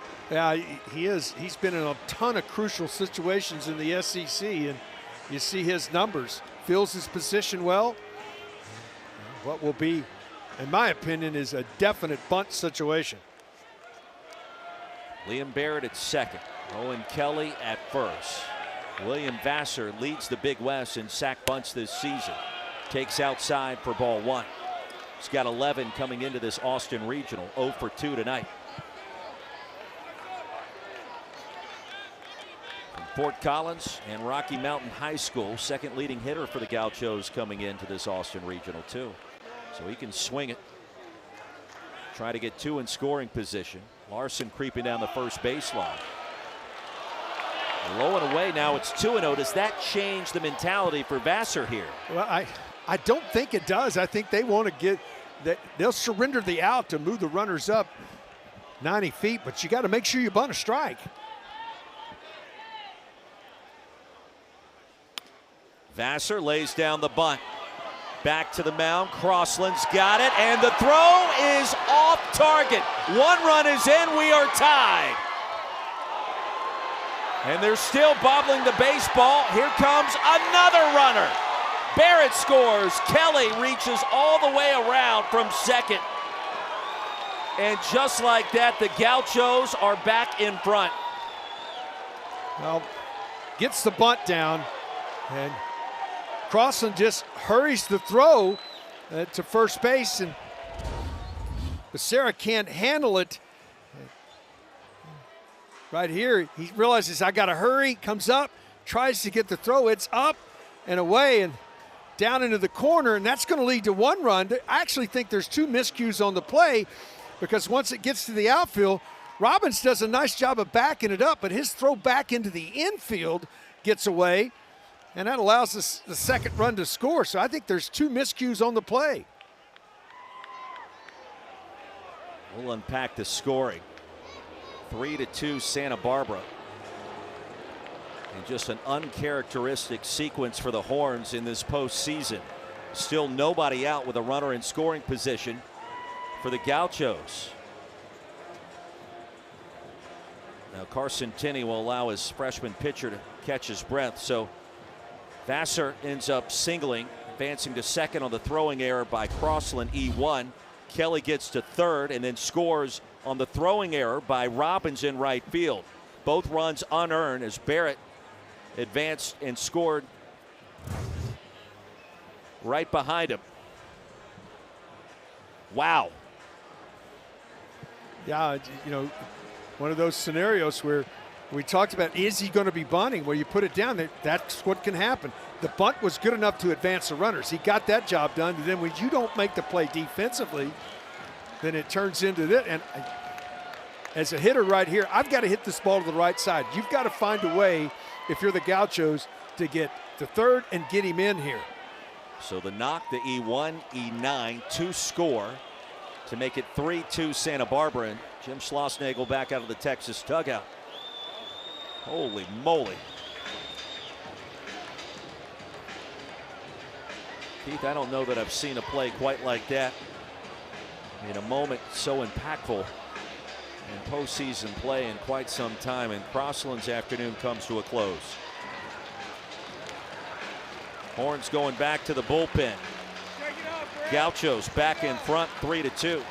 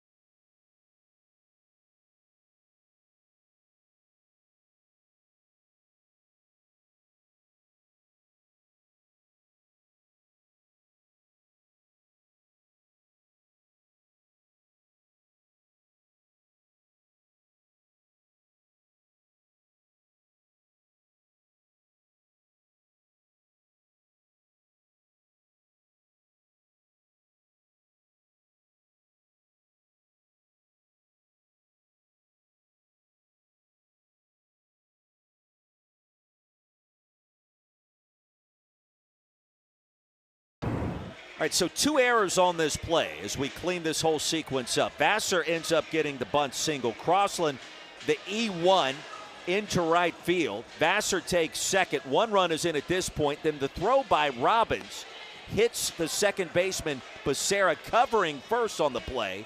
That results in the second error, a throwing error by Robbins.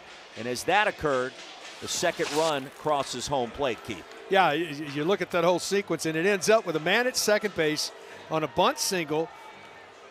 The Gauchos with the lead. Still nobody out in the frame, and I believe bunt may be in order right here against Ethan Walker, who comes in the game a strike thrower. Guy has an unusual arm slide. He's a veteran transfer from Walters State. He comes in here.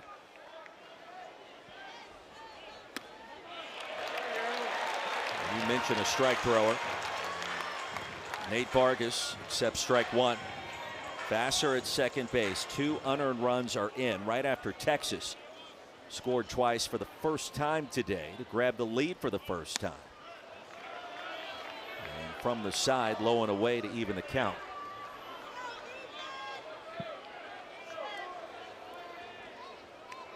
When you walk the leadoff man, bad things tend to happen. When you walk the first 2 guys, really bad things start to happen. Shift is on for Nate Vargas, the senior catcher.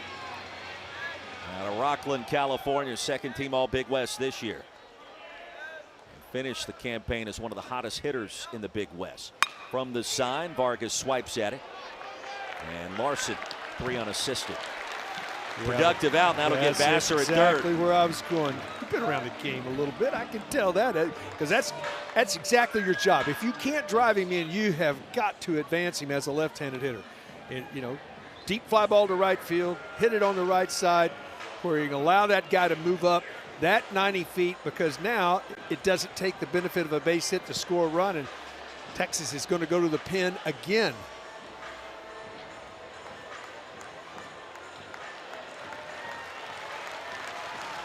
So Walker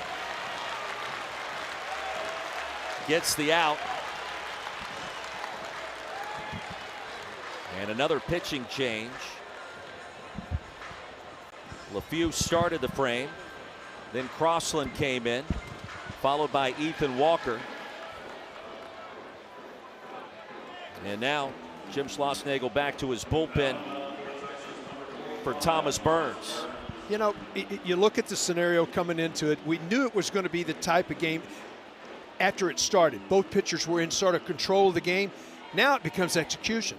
What you do offensively, how do you execute, how do you move guys over, and then on the other side, you got to play defense against that execution, and that's the difference right now we're seeing in the game is the Gauchos have done everything they need to do, including that getting that guy over right there with a man on second base and nobody out. And it feels like that is a very big additional run of insurance for Santa Barbara at this juncture. It does, because of the other thing is they're deep into their bullpen, folks.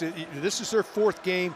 They've used a lot of pitching in their bullpen, right at 200 pitches already. So this weekend, so this is important to get as much lead as you can, because the top of this Texas lineup, again, in this inning proved when they come to the plate, they're doing damage. If you're Jim Schlossnagle, there was a lot that was happening on that play. How do you just regroup, reset, and keep everybody calm in a moment like that we all just witnessed? Yeah, I think it comes from some of the leadership. You got a senior leader in Becerra at second base. You got a guy behind the plate in Tenney. You know, those guys have been through a lot of different mixes, and they're trying to put themselves in position to be in the right spot. And the inning starts off with a couple of walks. LeFew came in out of the bullpen, relieving Riojas. Then that's the play. The bunt single, the E1 off the backstop with a siding, then results in a throwing error by Aiden Robbins. And the dive on home plate to give the Gauchos the lead right back as we take a look at Thomas Burns, the junior right-hander. Hartonville, Wisconsin native, transferred in from Arizona State. He got an explosive fastball. He can touch the upper 90s, 98, 97, 98 miles an hour. He's a guy that if he gets ahead of you, he's very difficult. He's got a good hard slider to go with it. This is a big at bat here, because that's a gigantic piece of insurance for the Gauchos. I mean, we're only in the bottom of the 6th. But you've seen how runs have come at a premium today.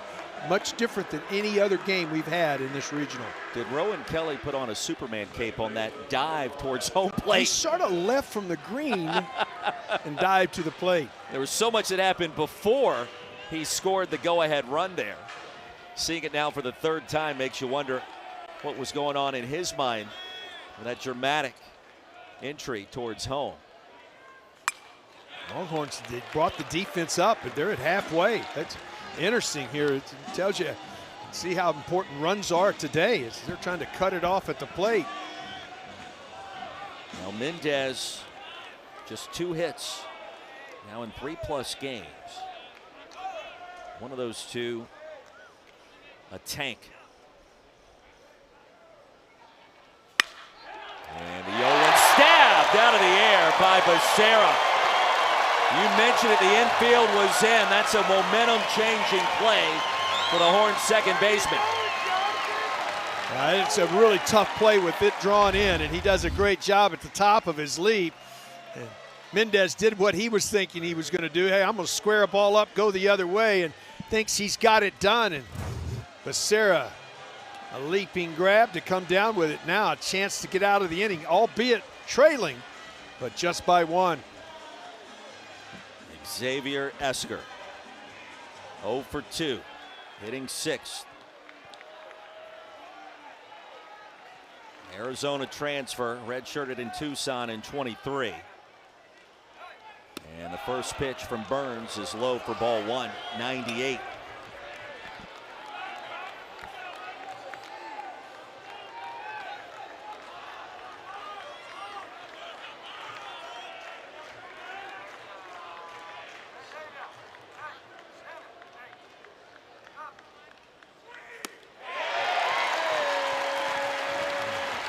That's what he does. He speeds you up with that great velocity, and then he can also, he's got a good slider to go with it. If you start cranking up looking for that high heat, he can drop a breaking ball on you. Vassar still at third, 2 outs and the 1-1. And now Burns a strike away from exiting this mess. And really, truly, if Texas can find a way to get out of this, just giving up the 2, it's a win. Crowd will tell you the story.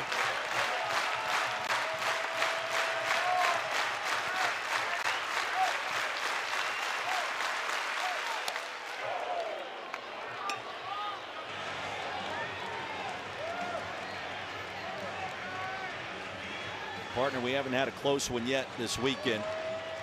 Different stories so far tonight. Yes, it is.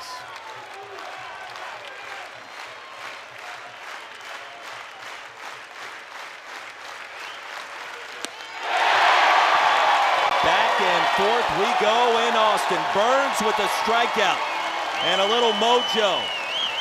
How about Rowan Kelly? A couple of unearned runs scored for the Gauchos, and the dive on top of home plate. That's one way to do it, young man. In a 3-2 ball game through 6.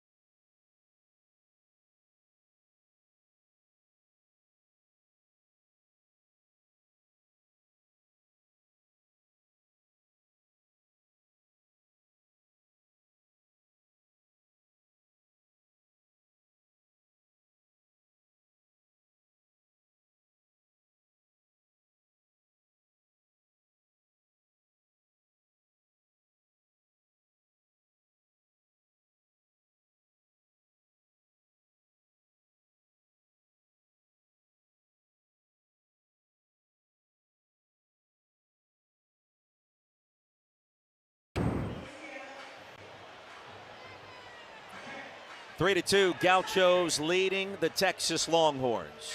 Here at the Dish, Keith Moreland, Roy Philpott. Capacity crowd, and both teams planning 2 runs in a very eventful and dramatic 6th inning. Boy, it was eventful. A lot of different things happening. Now we go to that last third of the ball game where each pitch gets magnified. Van Froling remains the Gauchos hurler, and a first pitch strike to Casey Borba. Already back towards the lower third of the Horns batting order. That means we're going to see the top in this frame in Aiden Robbins at least. Froling, the sophomore from Sacramento, and Borba out in front. A lot of arm and movement and legs and body, and the ball just comes out of his hands. It's really have to concentrate, keep your momentum back as a hitter. Knees and elbows at 6'4", 210, all over the place. And the frisbee toss is outside. He's got that slider, and it kind of scoots across at the last minute, skip through the air. I like that frisbee. It's a good description.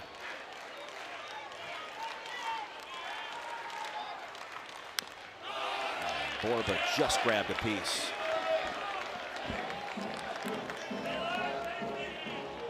Froling grew up in Elk Grove, California. Was born in Elk Grove, grew up in Sacramento.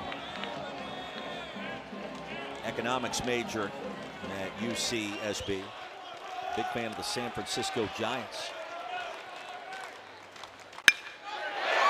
Served into center field. And that's a knock. Leadoff man aboard for the Horns. And he zipped it right past Mendez and right through the shift. Wow. Ball stayed up. Borba stayed back. And his splits have been really good against left-handed pitching this season. And good start there.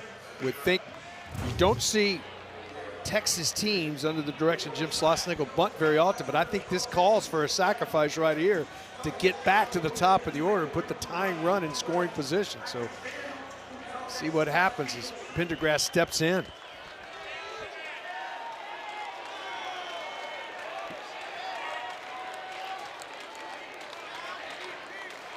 Pendergrass squares the bunt and takes low. You don't see it a lot from a Schlossnagle coach Texas squad. No, it's inside. I can count them basically in one hand. Does have 1 sack bunt this season. That's it.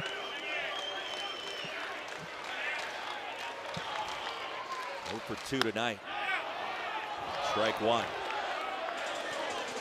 You know, guys that bunt and are very good at bunting for a base hit do not sacrifice Neal as well as they do. And you can see an offensive timeout because of that, because sometimes they're so used to taking it, trying to run with it, and putting it on the ground that when they square, they get jumpy with it. And you saw right there from Pendergrass. That's why the timeout says, hey, you got to put to sacrifice bunt, you've got to commit yourself. In other words, you got to put your nose down in it, turn, and put the ball on the ground. Aiden Robbins in the on-deck circle. Carson Tenney right behind him. Borba at first base. Just his second hit in 2+ games. Florida State a lead against St. John's, the Tallahassee region. Arizona State leading the Lincoln Regional against Mississippi 1-0. Ball 2 to Pendergrass. If he puts it in play, he does have outstanding speed. Yes, he does. A lot of movement in this infield.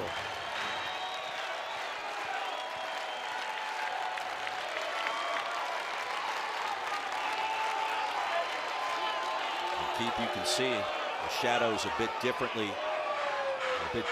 least in terms of their orientation in the last inning. The first base is really difficult right now to see a pickoff move.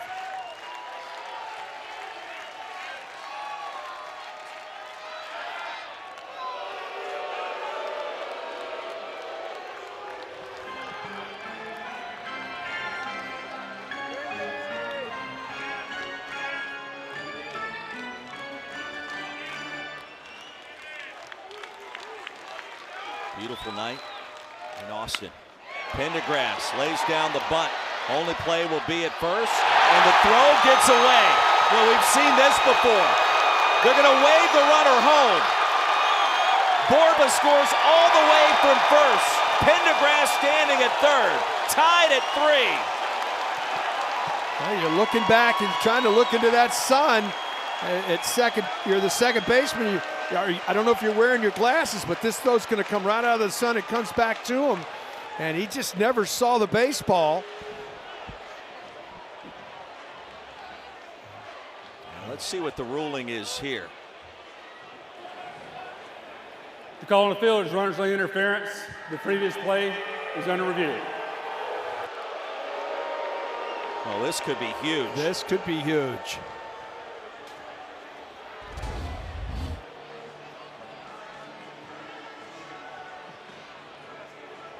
Kosciuszko charging from first, collects, and then fires to the second baseman. Mendez covering.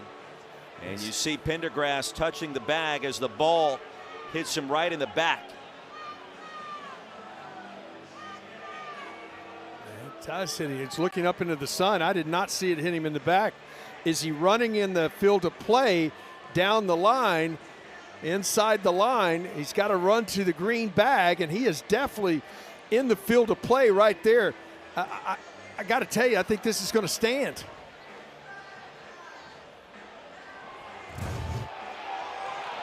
Now that angle, the call of runner's interference in the field of play.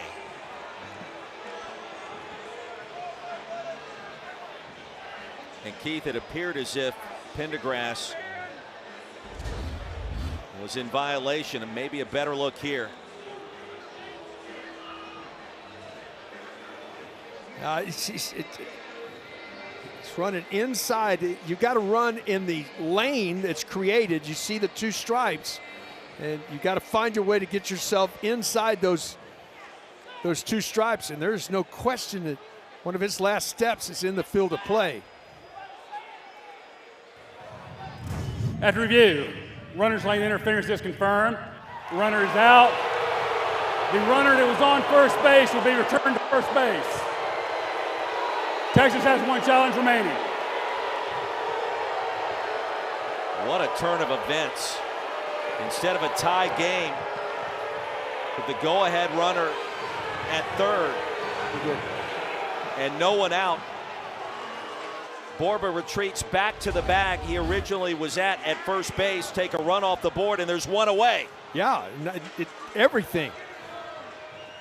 All the runners have to go back to where they started. There's an out recorded. And now back to the top of the order.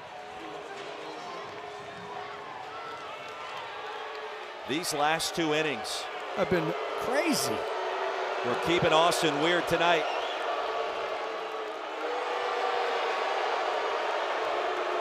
Gauchos maintain the lead, 3-2, one away in the top of the 7th inning. The runner's interference call, a game changer.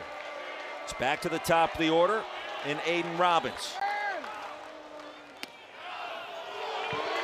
75 hits on the season, 60 RBIs. He's a guy that can change the score quickly right here.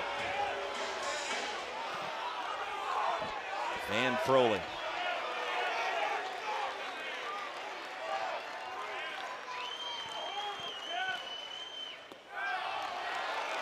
Top of the plate for ball one.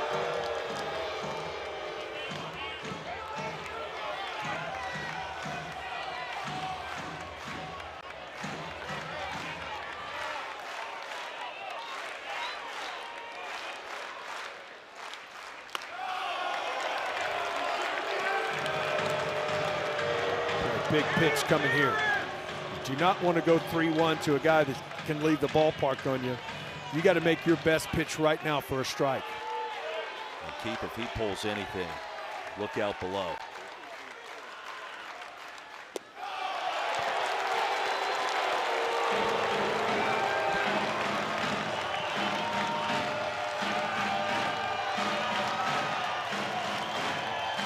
Nobody in this ball game hits it harder than Aiden Robbins. Different players since transferring in from Seton Hall. Fly ball to right center. This one's got a chance. And just like that, the Horns strike back. Texas back in front.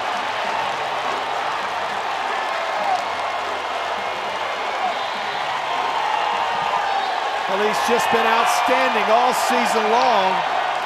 And worked the count to 3-1, got a fastball, and he's got tremendous power to right center. How about this whip? And Longhorns have the lead.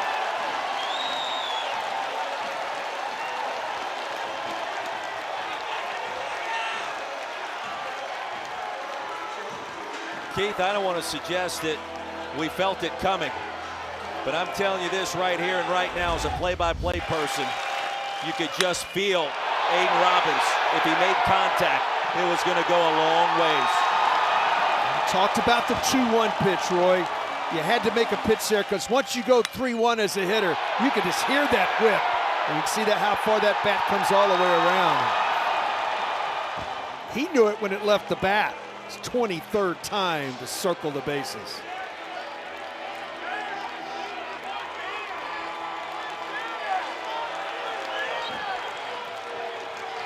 We'll catch our breath. Texas with the lead. Robbins, another long ball. 4-3, Longhorns.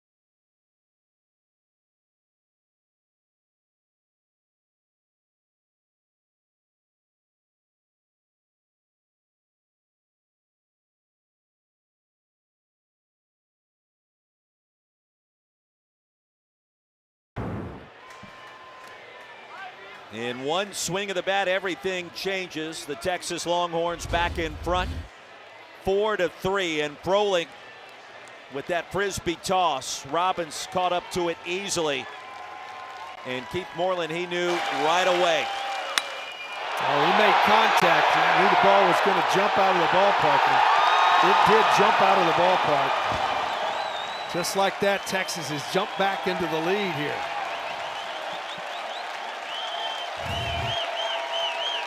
A.J. Crodell, the pitcher. Junior out of Villa Park, California, making his 25th appearance of the season.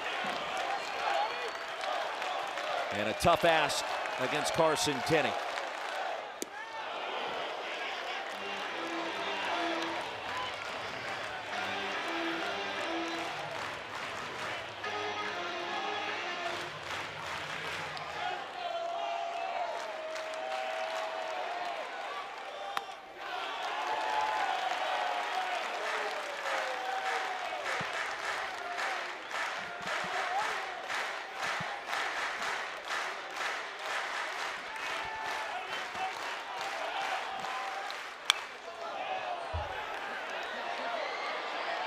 Foul backing out of play, 2-2.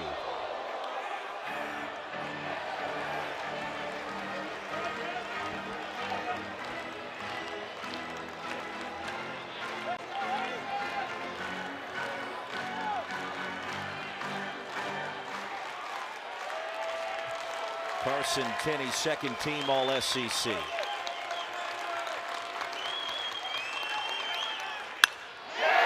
Towards the gap in right center. And Tenney puts one down in front of the wall. A one-out double. Texas back in business. Already regaining the lead.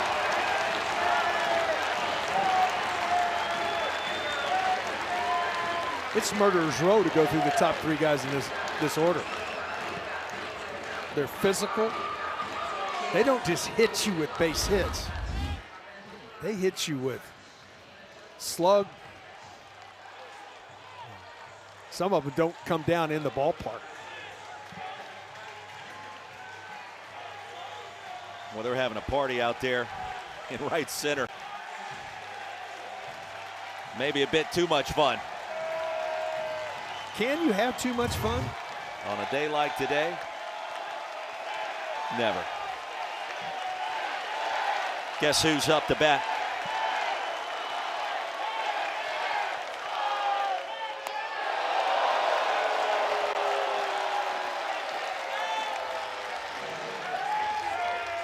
And now in the bullpen for the Horns, Dylan Volantis.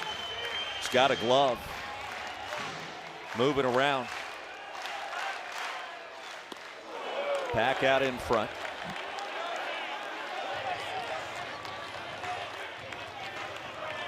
Horns are all in here in the top of the 7th inning. It could have been worse.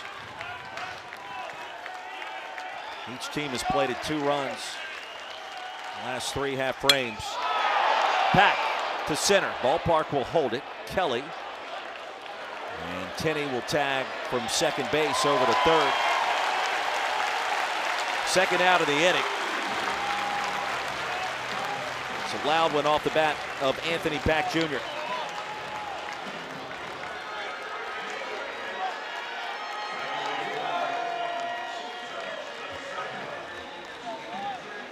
Keith, we'll talk about the runner at third base in the same way we talked about the one over at third base for the Gauchos in the previous frame. Yeah, it's just that extra run is so important. Can you come up with that 2-out knock? And Becerra's been that guy for Texas over the last month that's done that.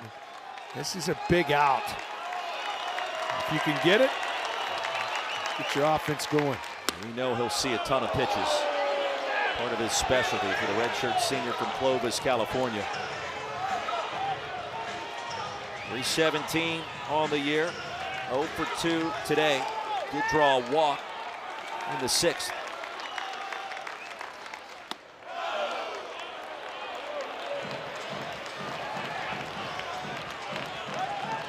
Augustus Griffin said he was able to check that swing. 262, check it, 362. Runners in scoring position. Horns just 1 for 6 in that department tonight.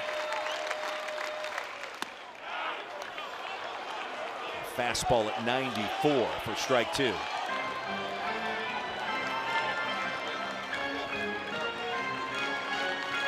Keith, if you're a fan of the Gauchos, it feels like that Crodell was the guy you needed on the mound against Aiden Robbins. Yeah, it might have been one batter too late.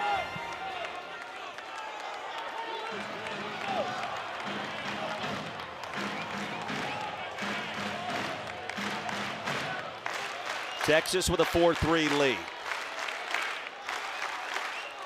Tenney at third and the fastball up and away.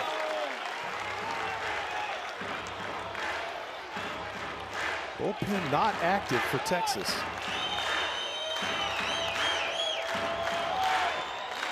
Is Volantis just fooling about down there? Yeah, I think he's stretching. Breaking ball to straightaway center. Kelly's got a beat. And the Horns battle back. Aiden Robbins, his 23rd home run of the season. It took some time, but Texas got there. Stretch time in Austin, and the Horns with a 4-3 lead over Santa Barbara.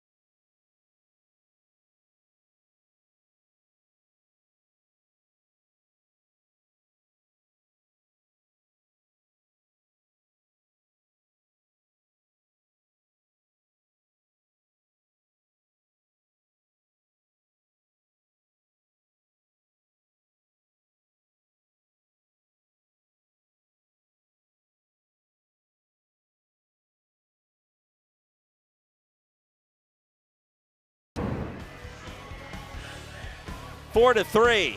Stretch time here at the ballpark, and out there in the Ford tailgate yard, Aiden Robbins, number 43, the hero thus far with a 2-run blast after the runner's interference call nearly negated that Texas rally.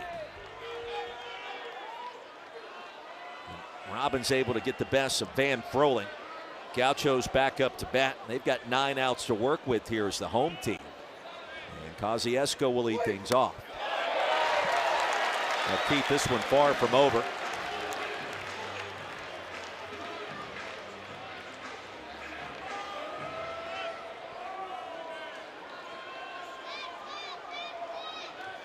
Burns remains on the mound.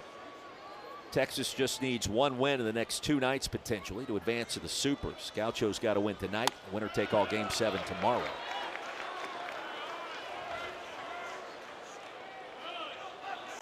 Gauchos led 1-0 until the top of the 6th inning. Texas with a 2 spot. Santa Barbara responded with 2 of their own unearned runs in the bottom of the 6th inning. And then Aiden Robbins happened.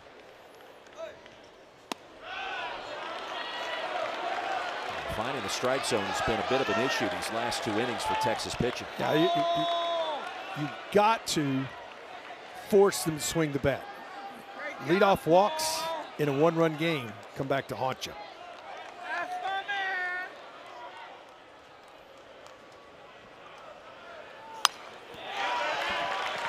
Boy, he had a good hack at that.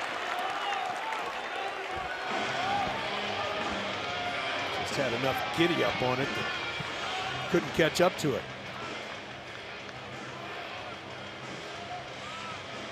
Winner of this Austin Regional gets the winner of the Eugene Regional up in Oregon. The 2-2 to Kosciuszko. Full count. Well, this has got mano a mano. You got a guy that's going to get in the upper 90s. Got to attack him with a fastball here. As a hitter, you got to make sure he gets it down. It's hard to get on top of it up.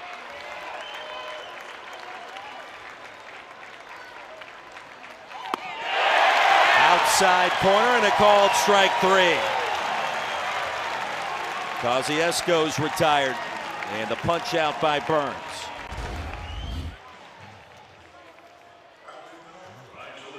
Davis knew it was coming. He just made a great pitch in a great location.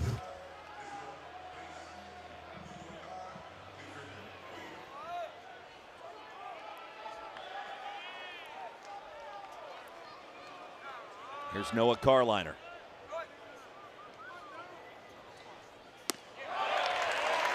Strike 1 at 97.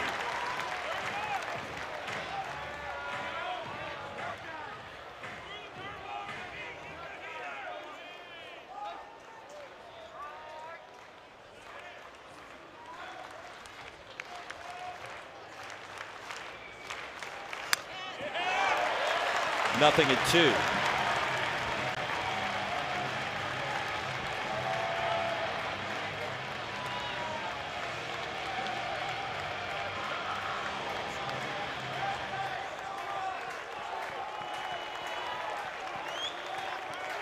See if he throws a wrinkle right here. Blew him away at 99 on the gun. You don't need a wrinkle when you can rush it up there like that.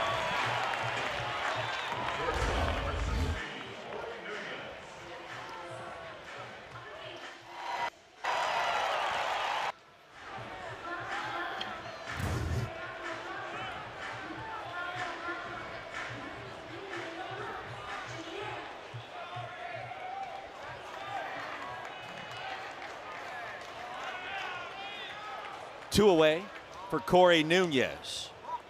And a hush over the capacity crowd here at Disch Falk Field.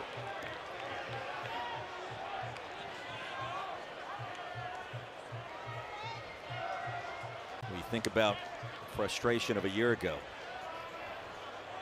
A chance to sweep through this regional in front of the home folks.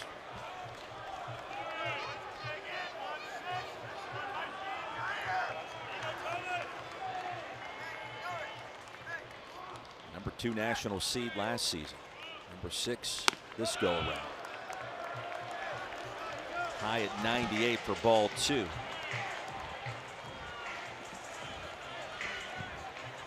Nunez would love to get Barrett up to bat. Tying run aboard. Freshman closer getting loose in the Texas bullpen. Lawrence will come at you with all of those power arms out of the pen. 2 balls and a strike.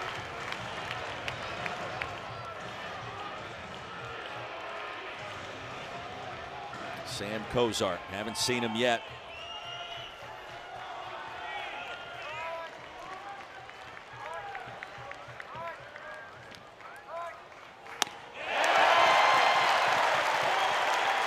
Burns is giving you max effort. Crowd on its feet.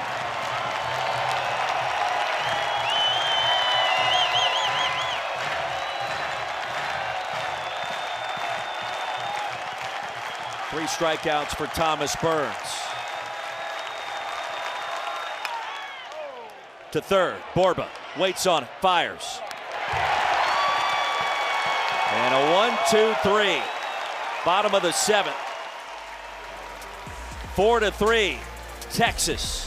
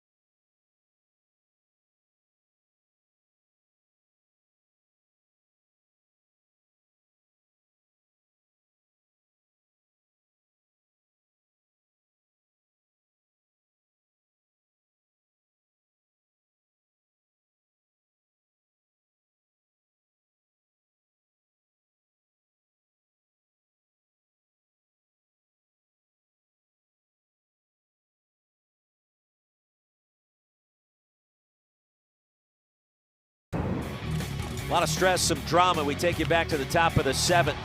Darian Pendergrass attempting the sac bunt. Runner's interference is called in what could have been a sequence that tied the game with a runner at third. Pendergrass is ruled out moments later, trailing 3-2. Aiden Robbins leaves the ballpark for his 4th home run in 3 games in the Austin Regional, and here we are at 4-3 through 7. All of a sudden, Texas can come to the plate here with the lead to try a chance to build on that lead. Horns blew out the first 2 teams they saw by combined score of 35-3 in Holy Cross and Tarleton State. Adrian Rodriguez, bloop into right center. Good start for Texas in the 8th. Caught it a little bit on the end of the bat. One of those that finds a way to hit the outfield turf. Texas just keeps coming at you. Double digits now in hits. That's their 10th of the ball game.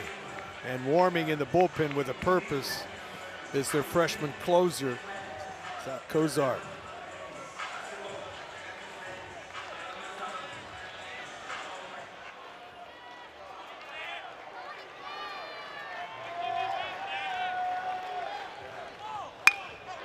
Mendoza down the left field line, and that's a fair ball. Big turn by Rodriguez, and now he'll be waved home. A massive insurance run for the Horns. Ethan Mendoza comes through with a run-scoring double. 5-3 Longhorns.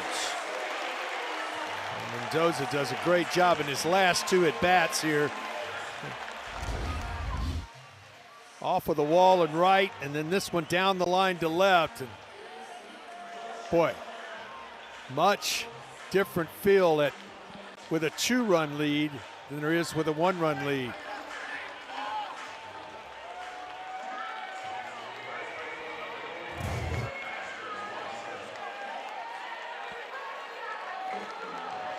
Two-run advantage, the largest of this regional final.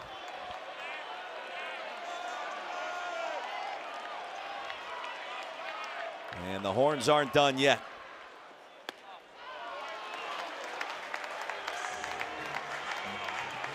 Larson's 1 for 3.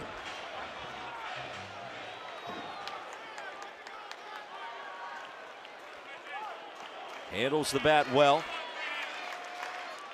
Junior first baseman takes low and away for ball 2.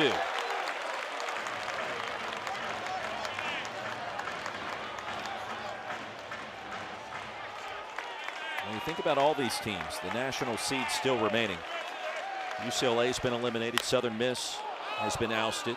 That one fouled off the foot of Larson, and a hop, skip, and a jump as he'll collect himself for a moment. But when you have teams that were expected to reach Omaha, be eliminated in their own regional, it opens the door for everybody else, including this Texas team that hasn't won a national championship in 21 years. Yeah, it does, but you still got to take care of it. They still got some outs to get this one done, and just put themselves. I mean, telling what's going to happen in a super either. So you just have to look at take care of what's in front of you. But really, second half of this game, the first half of this game was controlled by the 2 pitchers. I mean, we had a solo homer by Kelly through 5 innings, and since then, once it's got into the hands of both these bullpens, we've seen some action. Different game since the 6th. Larson nearly swung out of his cleats.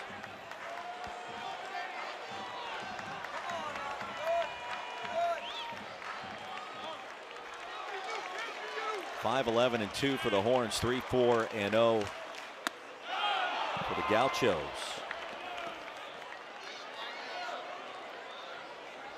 In the first 5 innings, to your point, Keith, Texas just 3 of 18 up to bat since.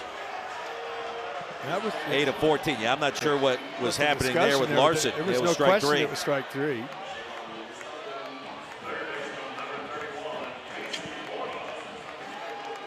Borba got that last inning started where Texas found a way to grab the lead.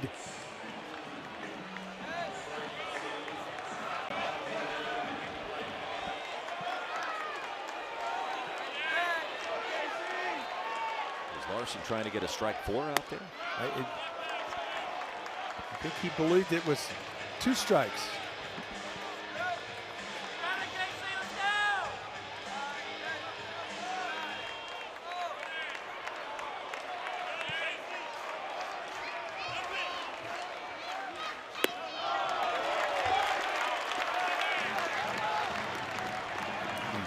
Do you go to a breaking ball here? You got a left-handed hitter on deck, a left-hander warming in the bullpen, so I don't think you give in here. I don't think you can afford to give in to a guy that's got 17 home runs and come with a fastball. And he went to the slider. 2-1. Gaucho's still in it. Hanging on in the top of the 8th. You feel momentum with the team in the gray unis and the burnt orange helmets behind the strength of this crowd.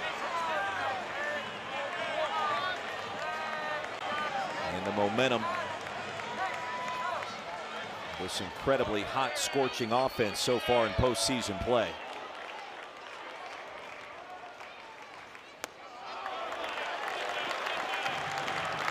Keep every pitch, every offering just feels more like a chore than what it did in those first 5 innings. Well, it just means more. I hate to use that term, but that's what it does. Just right now, it means more. He's going to get a slider right here. Can you get one close enough? He cannot. Runners at first and second. And the walk by Crodell.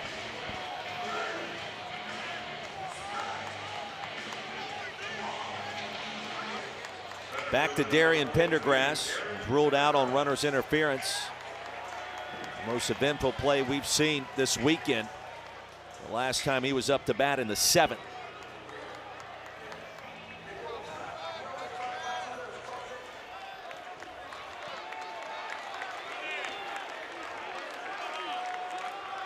Battled injuries this year, including a hamstring after starting the year banged up.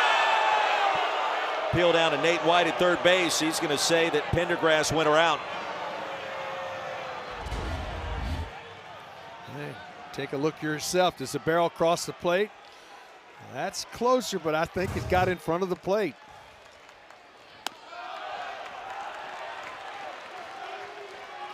Auburn leading UCF at Plainsman Park 3-2.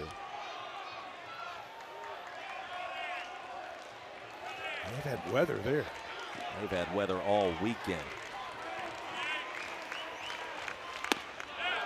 It has been good. That's an elimination game.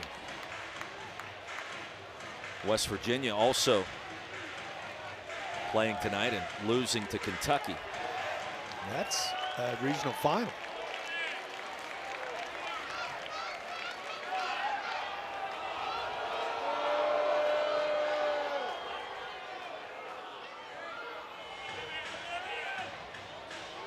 A 9-7 lead for the Wildcats in the top of the 9th inning, but West Virginia has them loaded. Pendergrass down the left field line. Right to the left of the left field line. I thought it may have touched the paint there, and it did not. That's a foul ball. I just couldn't get there. When he threw on the brakes, I was going, wow, because this is very close coming down. That's a half foul. inch.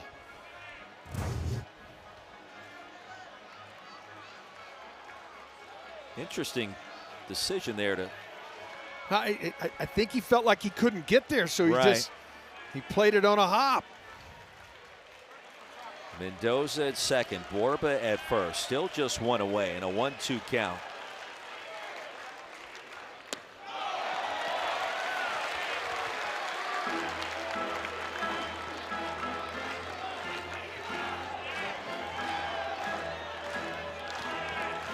Got Mississippi and Nebraska. Huskers in Lincoln. Called strike 3 on the inside edge.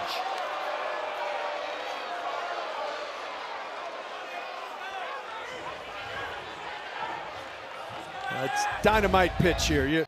You've been away, and then you come back and you get that tail, you get that call on the inner half of the plate. That's a big out, but now you've got the man of the match coming to the plate.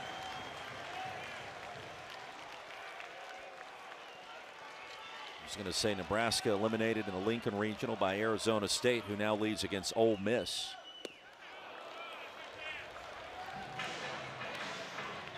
Robbins with a swing of the bat.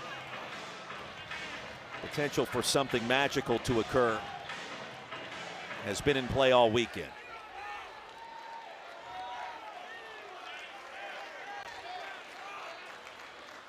He was an outstanding player at Seton Hall.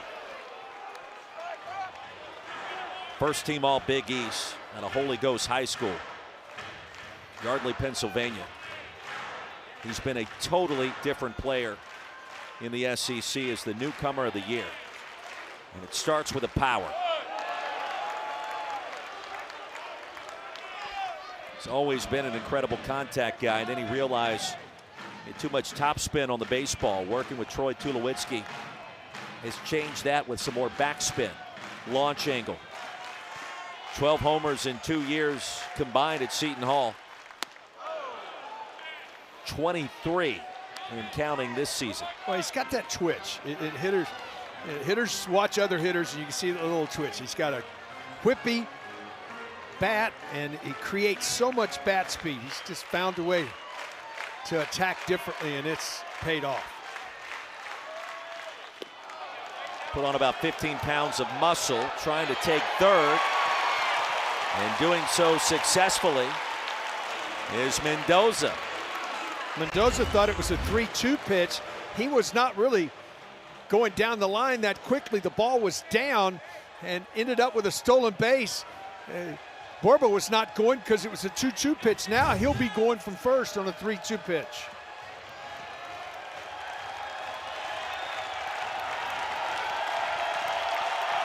Tenney's on deck. Borba will get his head start. They'll throw it back to third, and it gets all the way to the wall. Mendoza scores. 6-3 Longhorns.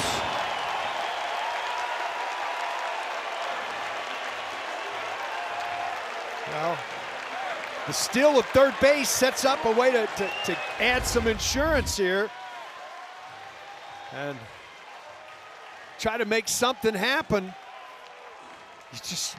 It is a hard throw. It's unusual. You're trying to hit a moving runner. And now he's got a 3-2 pitch with a runner in scoring position, and he's given up another. And Robbins strikes out. Horns at a pair. 6-3. Bottom of the 8th coming up. Gauchos will try to bounce back.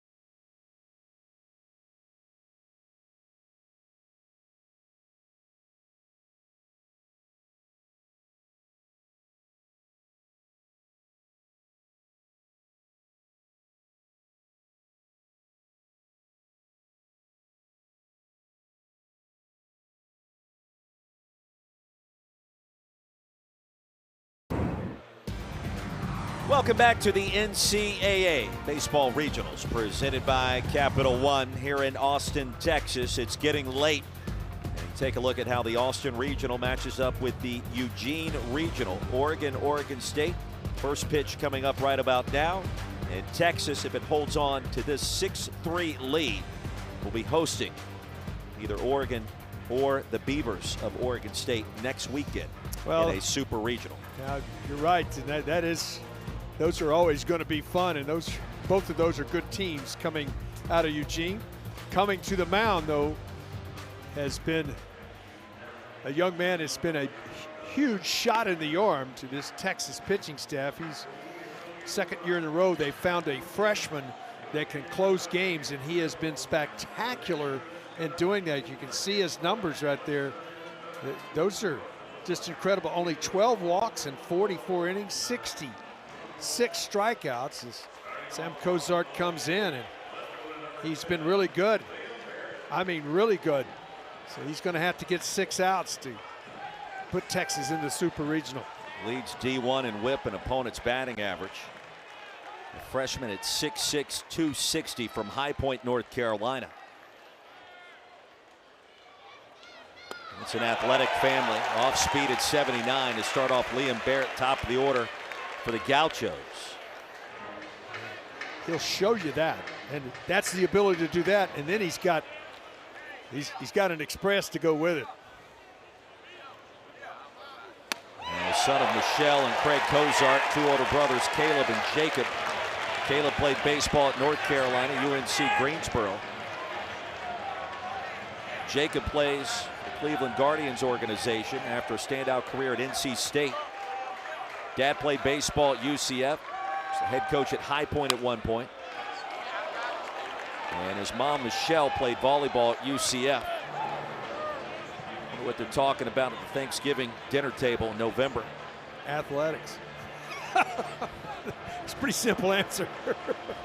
A lot of ball. A lot of ball.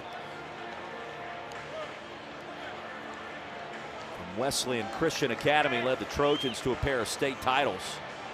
Barely lost a game in his high school career. Was 19-1.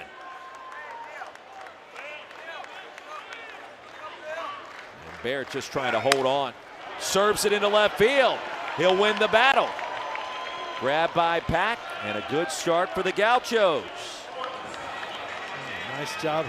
Caught it sort of out on the end of the bat right there.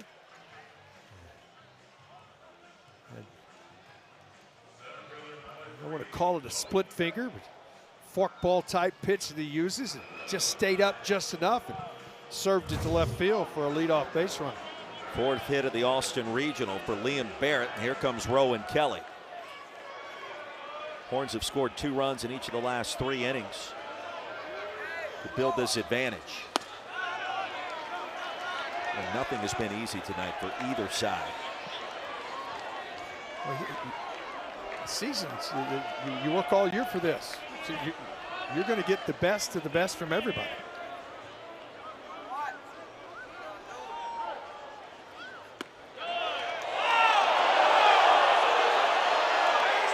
Ball 2. Kelly with a solo shot in the first inning. He's walked twice since.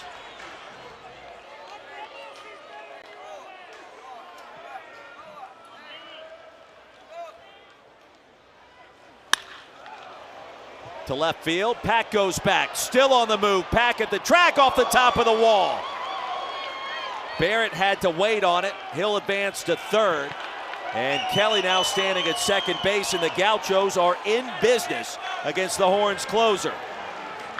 He has just had a magnificent tournament. He's shown you his power to right, to center. He's gone deep. And this one, he gets his hands in and gets it just out of reach of Anthony Pack right there at the, and hits. I mean, that is an inch from going out of the ballpark.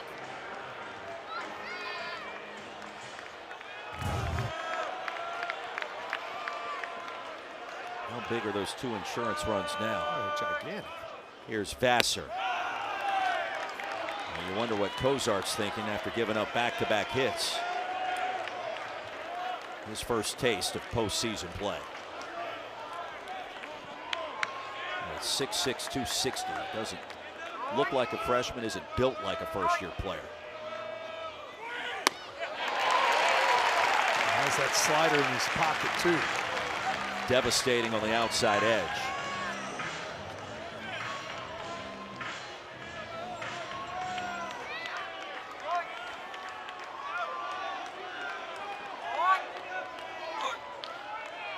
Vassar with the bunt single that ended up scoring 2.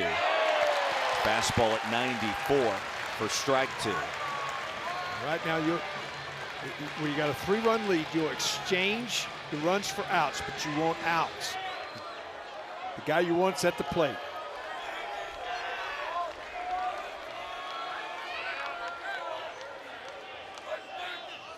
Cozart from the stretch, breaking ball, tap towards third. Borba's got it, fires it accurately to first, a run scores. Kelly remains at second base. It's now 6-4. So there's the run, there's the out. You exchange that as you get the hitters. Now, the guy coming to the plate can tie the ball game. If he can leave the park, big key, and he's a guy that can hit the ball out of the ballpark. As a grand slam here in Austin, Nate Vargas leading home run hitter for the Gauchos.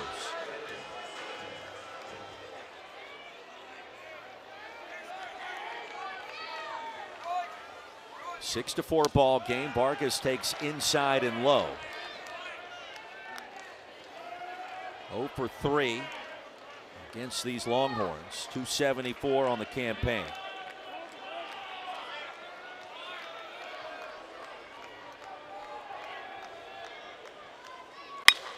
The senior catcher into right field.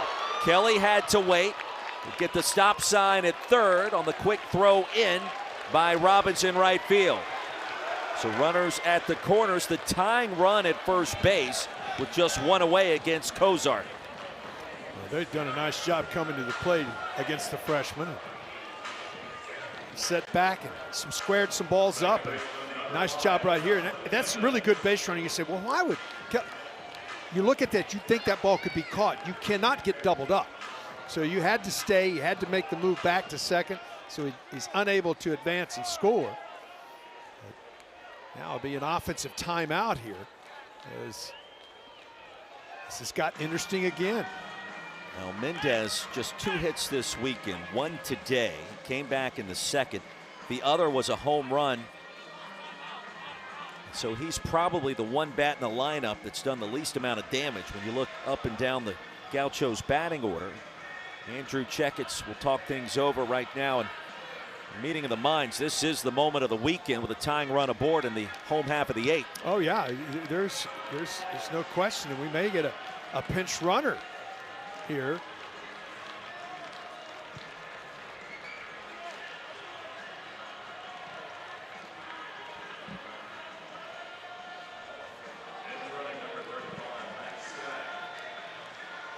And we will, as Max Stagg enters the game. Second time this weekend we've seen him representing the tying run at first base.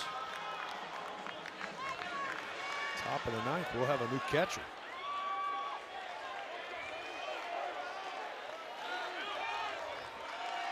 Andrew Checketts all in right here for Mendez. Breaking ball that just missed inside. 271 hitter.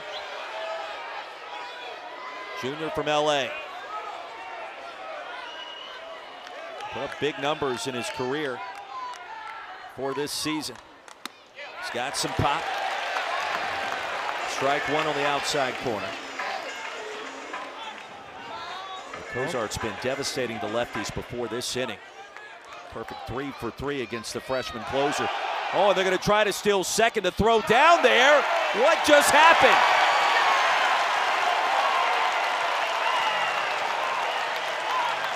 Stagg, who just came into the game as a pinch runner, gets caught trying to steal second base. He takes off, and Cozart does a nice job of not panicking and did not balk. You got to step off, and he does a nice job of getting that foot off of the bag, and then Becerra with a nice pick on a throw that was not a great throw, and able to get an out at second base. And a huge out.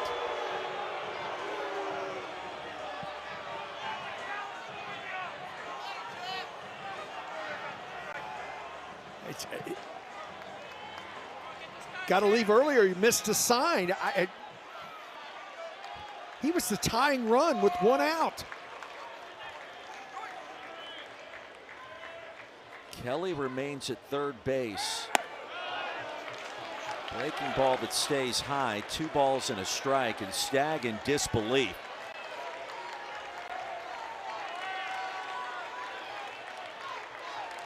How about the awareness to step off and not balk?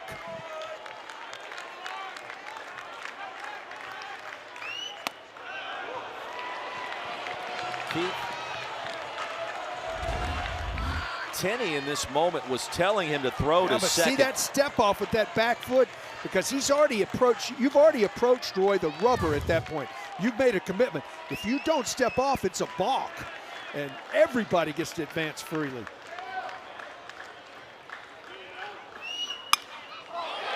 popped up. Anthony Pack Jr. Texas escapes. Gauchos score a run. It could have been much worse. 6-4 as we go to the ninth in Austin.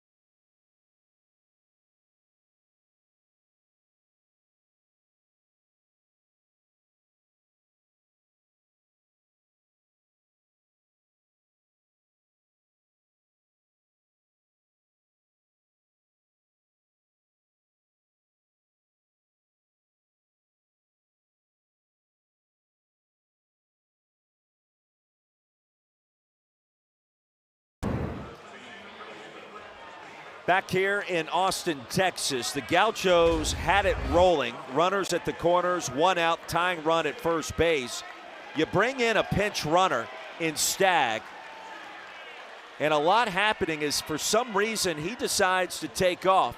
Tenney points to his freshman closer, and Cozart wisely steps off the bag before delivering the throw on a clean pick by Becerra to record the second out, and you could feel momentum eroding the second that Stagg took off.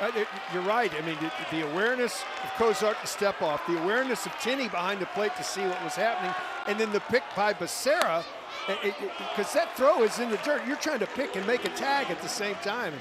All of it had to happen for a huge second out of the inning. Nico Libid, the new catcher for the Gauchos after Stagg pinch ran for Nate Vargas. We'll be talking about that play for a long time. Cozart was scuffling out there, the dominant freshman closer. 3 straight lefties were able to reach with a knock. And now we go to the top of the ninth inning. Texas still out in front by 2. And it's Carson Tenney to lead things off, 2, 3, and 4.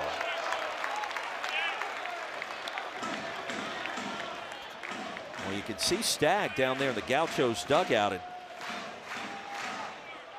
just wonder what happened. Crodell delivers a breaking ball on a called strike 3. Oh, Tenney strikes out for the first time tonight. Got him looking for something different. Fooled him with a breaking ball.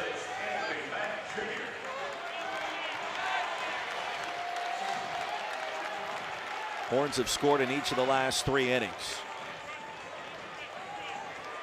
A 2-pack each occasion now for Anthony Pack.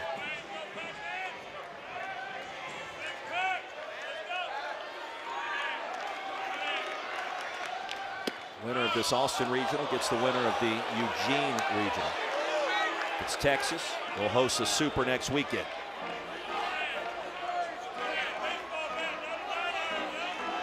Some of the craziest plays we have seen in postseason baseball happening tonight in this one. 2 wild plays at first base, runners interference. Failed pickoff attempt at third moments ago. All these plays scoring runs. The runner's interference took a run off the board. Then Aiden Robbins did his thing. And then you have the pinch runner getting thrown out at second in almost an unexplainable fashion. We've had outs that you weren't supposed to get and outs that you should have got.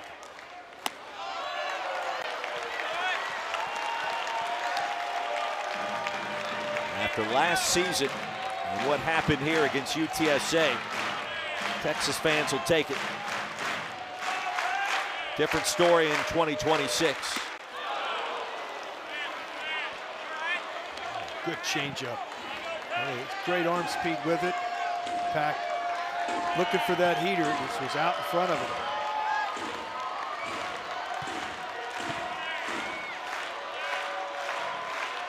Payoff on the way.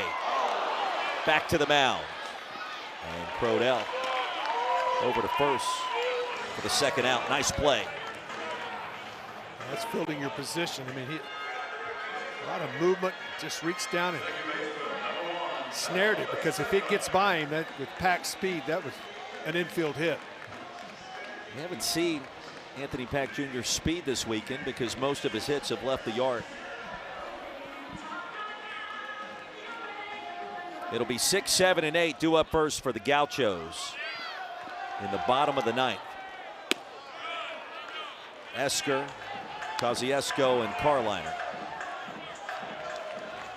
Temo Becerra try to add on to this Texas 2-run lead.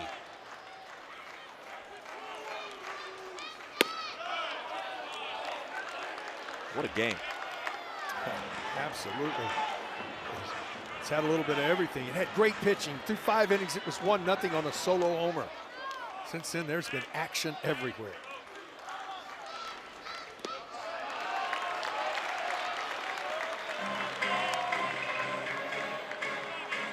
And there is no quit in this.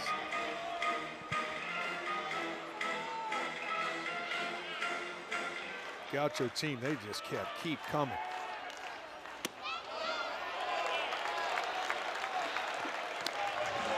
Outside with a breaking ball. 3-1. These guys have been at the ballpark, folks, since 10 o'clock this morning. This is their second game of the day if you're just tuning in. Pitch number 55 from Crodell. And he lost him. Becerra draws the 2-out walk. Well, Keith, the other thing to consider, possibly as soon as next weekend, you and I have talked about the health of this next hitter, the shortstop, Adrian Rodriguez. Jackson Flora looks on. He swung the bat awfully well in this regional. You start to see him get healthy. And you wonder what could that translate into. 2 for 3 tonight, including a sac fly, and he scored a run. Through the back door for strike one.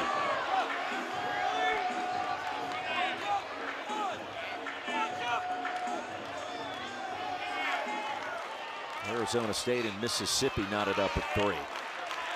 Up in Lincoln. In the dirt, throw down to second. And in plenty of time, they'll get Becerra. To the bottom of the ninth we go. Esker, Kosciuszko, Carliner, the Gauchos down to their final 3 outs, trailing by 2.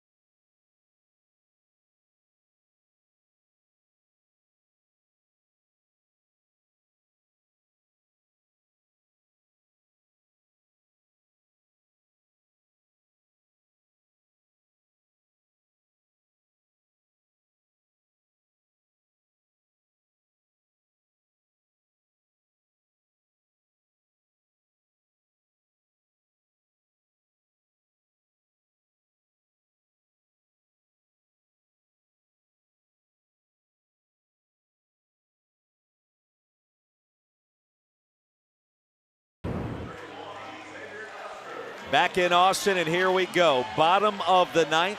Santa Barbara down to its final 3 outs, trailing number 6 national seed Texas 6-4 with Keith Moreland, Roy Philpott. Dramatic ending potentially here at Disch-Falk Field. Cozart remains on the mound. And Xavier Esker, hitting 6th, will lead it off. Road to Omaha begins right now and swatted foul.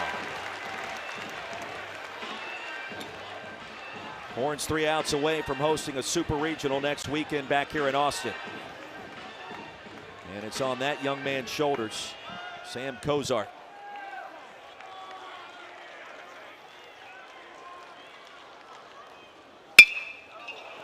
To right center field, and a good start for the Gauchos. Esker's aboard on a knock.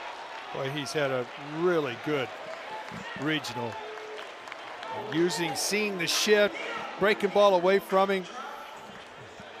Just stays inside the ball and goes the other way, and all of a sudden he brings the tying run to the plate. Well, this is not the game tape you would show anybody when it comes to base running for either side tonight. And let's see how cautious the Gauchos are here. Trailing by 2. Kosciuszko had a home run earlier today. Elimination game against Tarleton State. Couple of strikeouts so far tonight, but can hit it hard.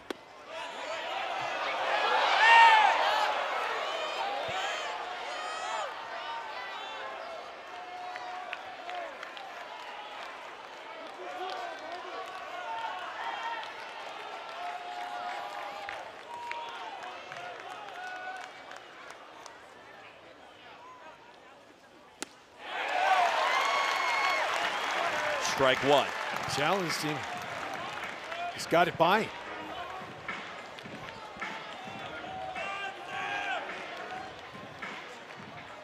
The senior Cole Kosciuszko. Second start in Austin this weekend. 5 hits.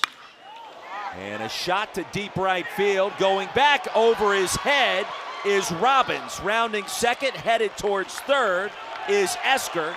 And the Gauchos have runners at the corners. Oh, outfielders having to play so deep and didn't get a good read on it, so it's you would think that would be second and third. Instead, he holds him to a single, does Robin, and they'll make a pinch runner will come in at first base, but he becomes the tying run here in the bottom of the ninth.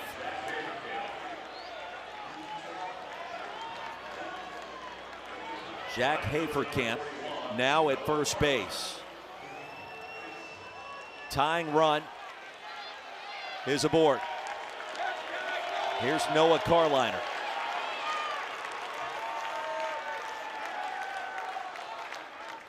Four hits this weekend, including a home run. Boy, he had a good hack there. He was setting on fastball, got it, just couldn't catch up to it.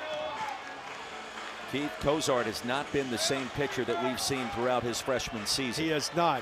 He has not been able to get the ball consistently down in the zone. He's given up 5 hits, the most in any outing this season. Carliner awaits and chops it foul.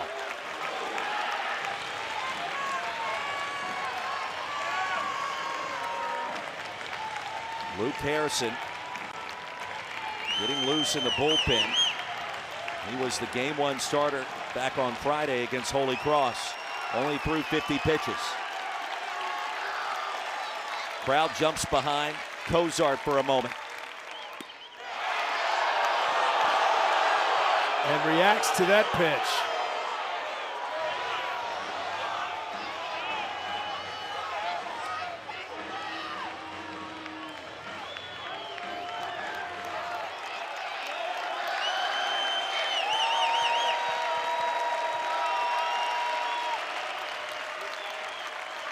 The 1-2.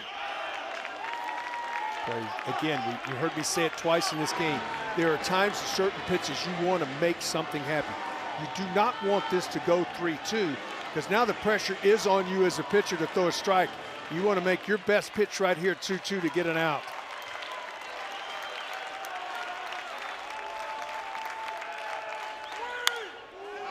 Carliner Fouls it straight back. Tense moments tonight at Disch-Falk Field here in the regional final. Texas needs 3 outs. They're on to the Supers. Gauchos trying to rally. Down to their final 3 outs. Need a win tonight and 1 more tomorrow in a winner-take-all Game 7. Work to do to get there, and Carliner takes outside for ball 3. What a take.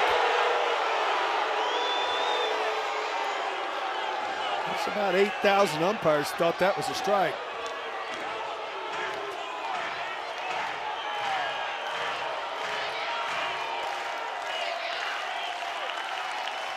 Huge pitch here. And a payoff, swung on and missed. Climbed the ladder at 93. 1 away.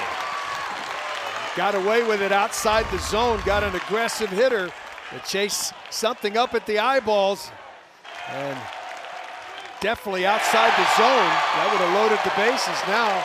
But you get a big out and a ground ball right here. We're moving on to the Supers. Jim Schlossnagle looking on. First strikeout for Cozart. Double play could end it. Home run could end it.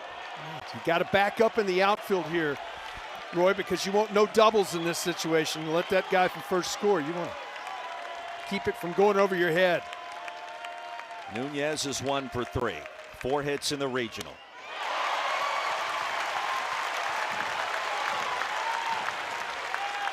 Another senior for head coach Andrew Checketts. Gauchos on pins and needles in their dugout.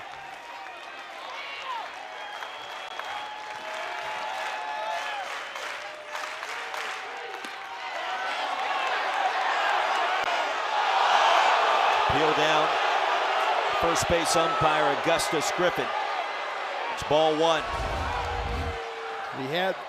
The bat was out in front, but did it stay there? He pulled it back before the ball got there. He did not offer.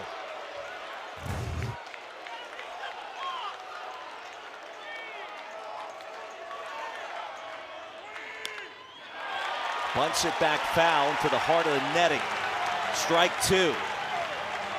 Wow. Comes right back, and that ball was up and out of the zone. Cozart just recorded his first strikeout. For an inning and a third. 1 and 2 to Corey Nunez.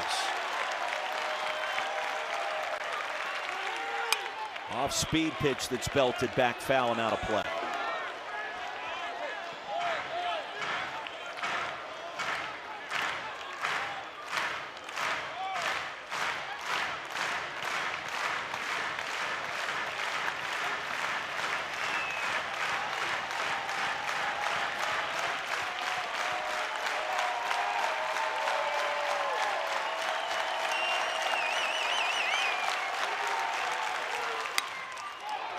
Popped him up right side. In fair territory, Larson makes the catch. And the Gauchos down to their final out.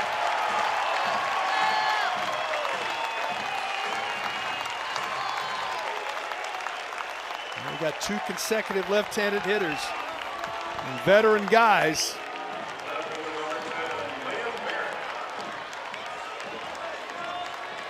Back to the top of the order, and Liam Barrett. The horns and out away from the Supers. Next weekend back here in Austin. Gauchos with a tying run aboard. Barrett with 3 long balls this season. 4 hits in the Austin Regional. Shift is on. And did it hit him? It did. Barrett is awarded first base. Tying run moves into scoring position, and the Gauchos have him loaded.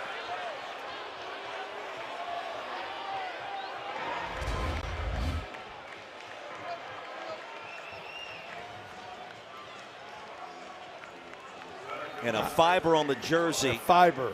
Moved ever so slightly. Yep. Bases are loaded for guess who? Rowan Kelly. He's just been fantastic. Has homered, doubled, and 2 walks.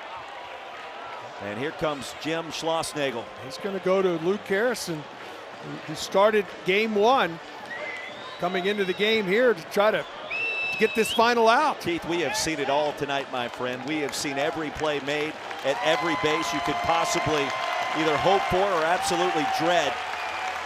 Cozart gave it everything he had. A season-high 5 hits and a run. It was earned with just the 1 strikeout.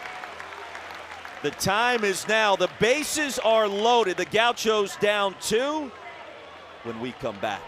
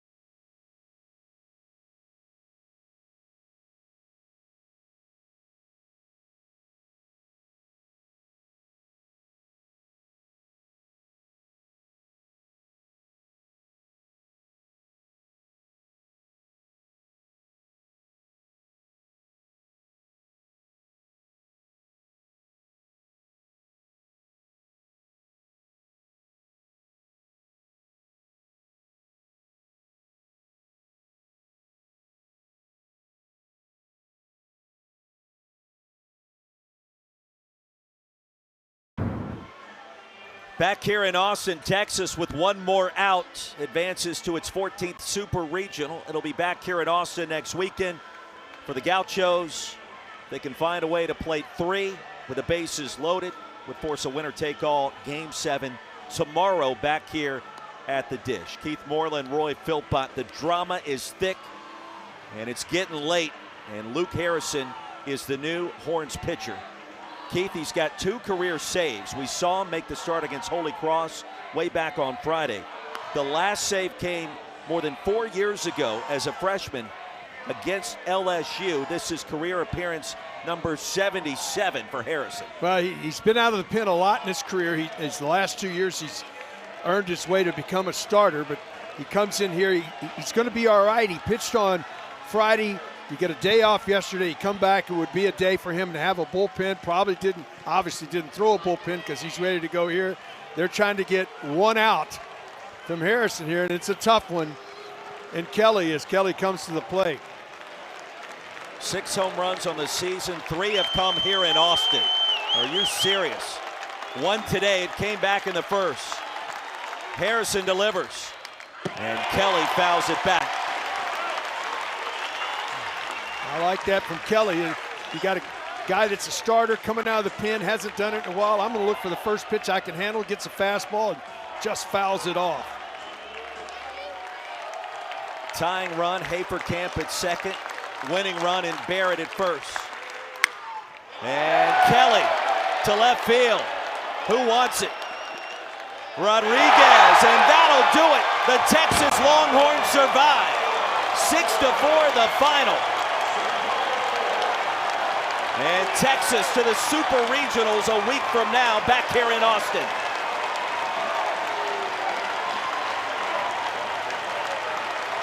Most of the time, something unusual has to happen. You have to take a starting pitcher that hasn't come in a safe situation in more than 4 years, comes in, makes 2 pitches, and gets a really tough hitter out to secure the victory.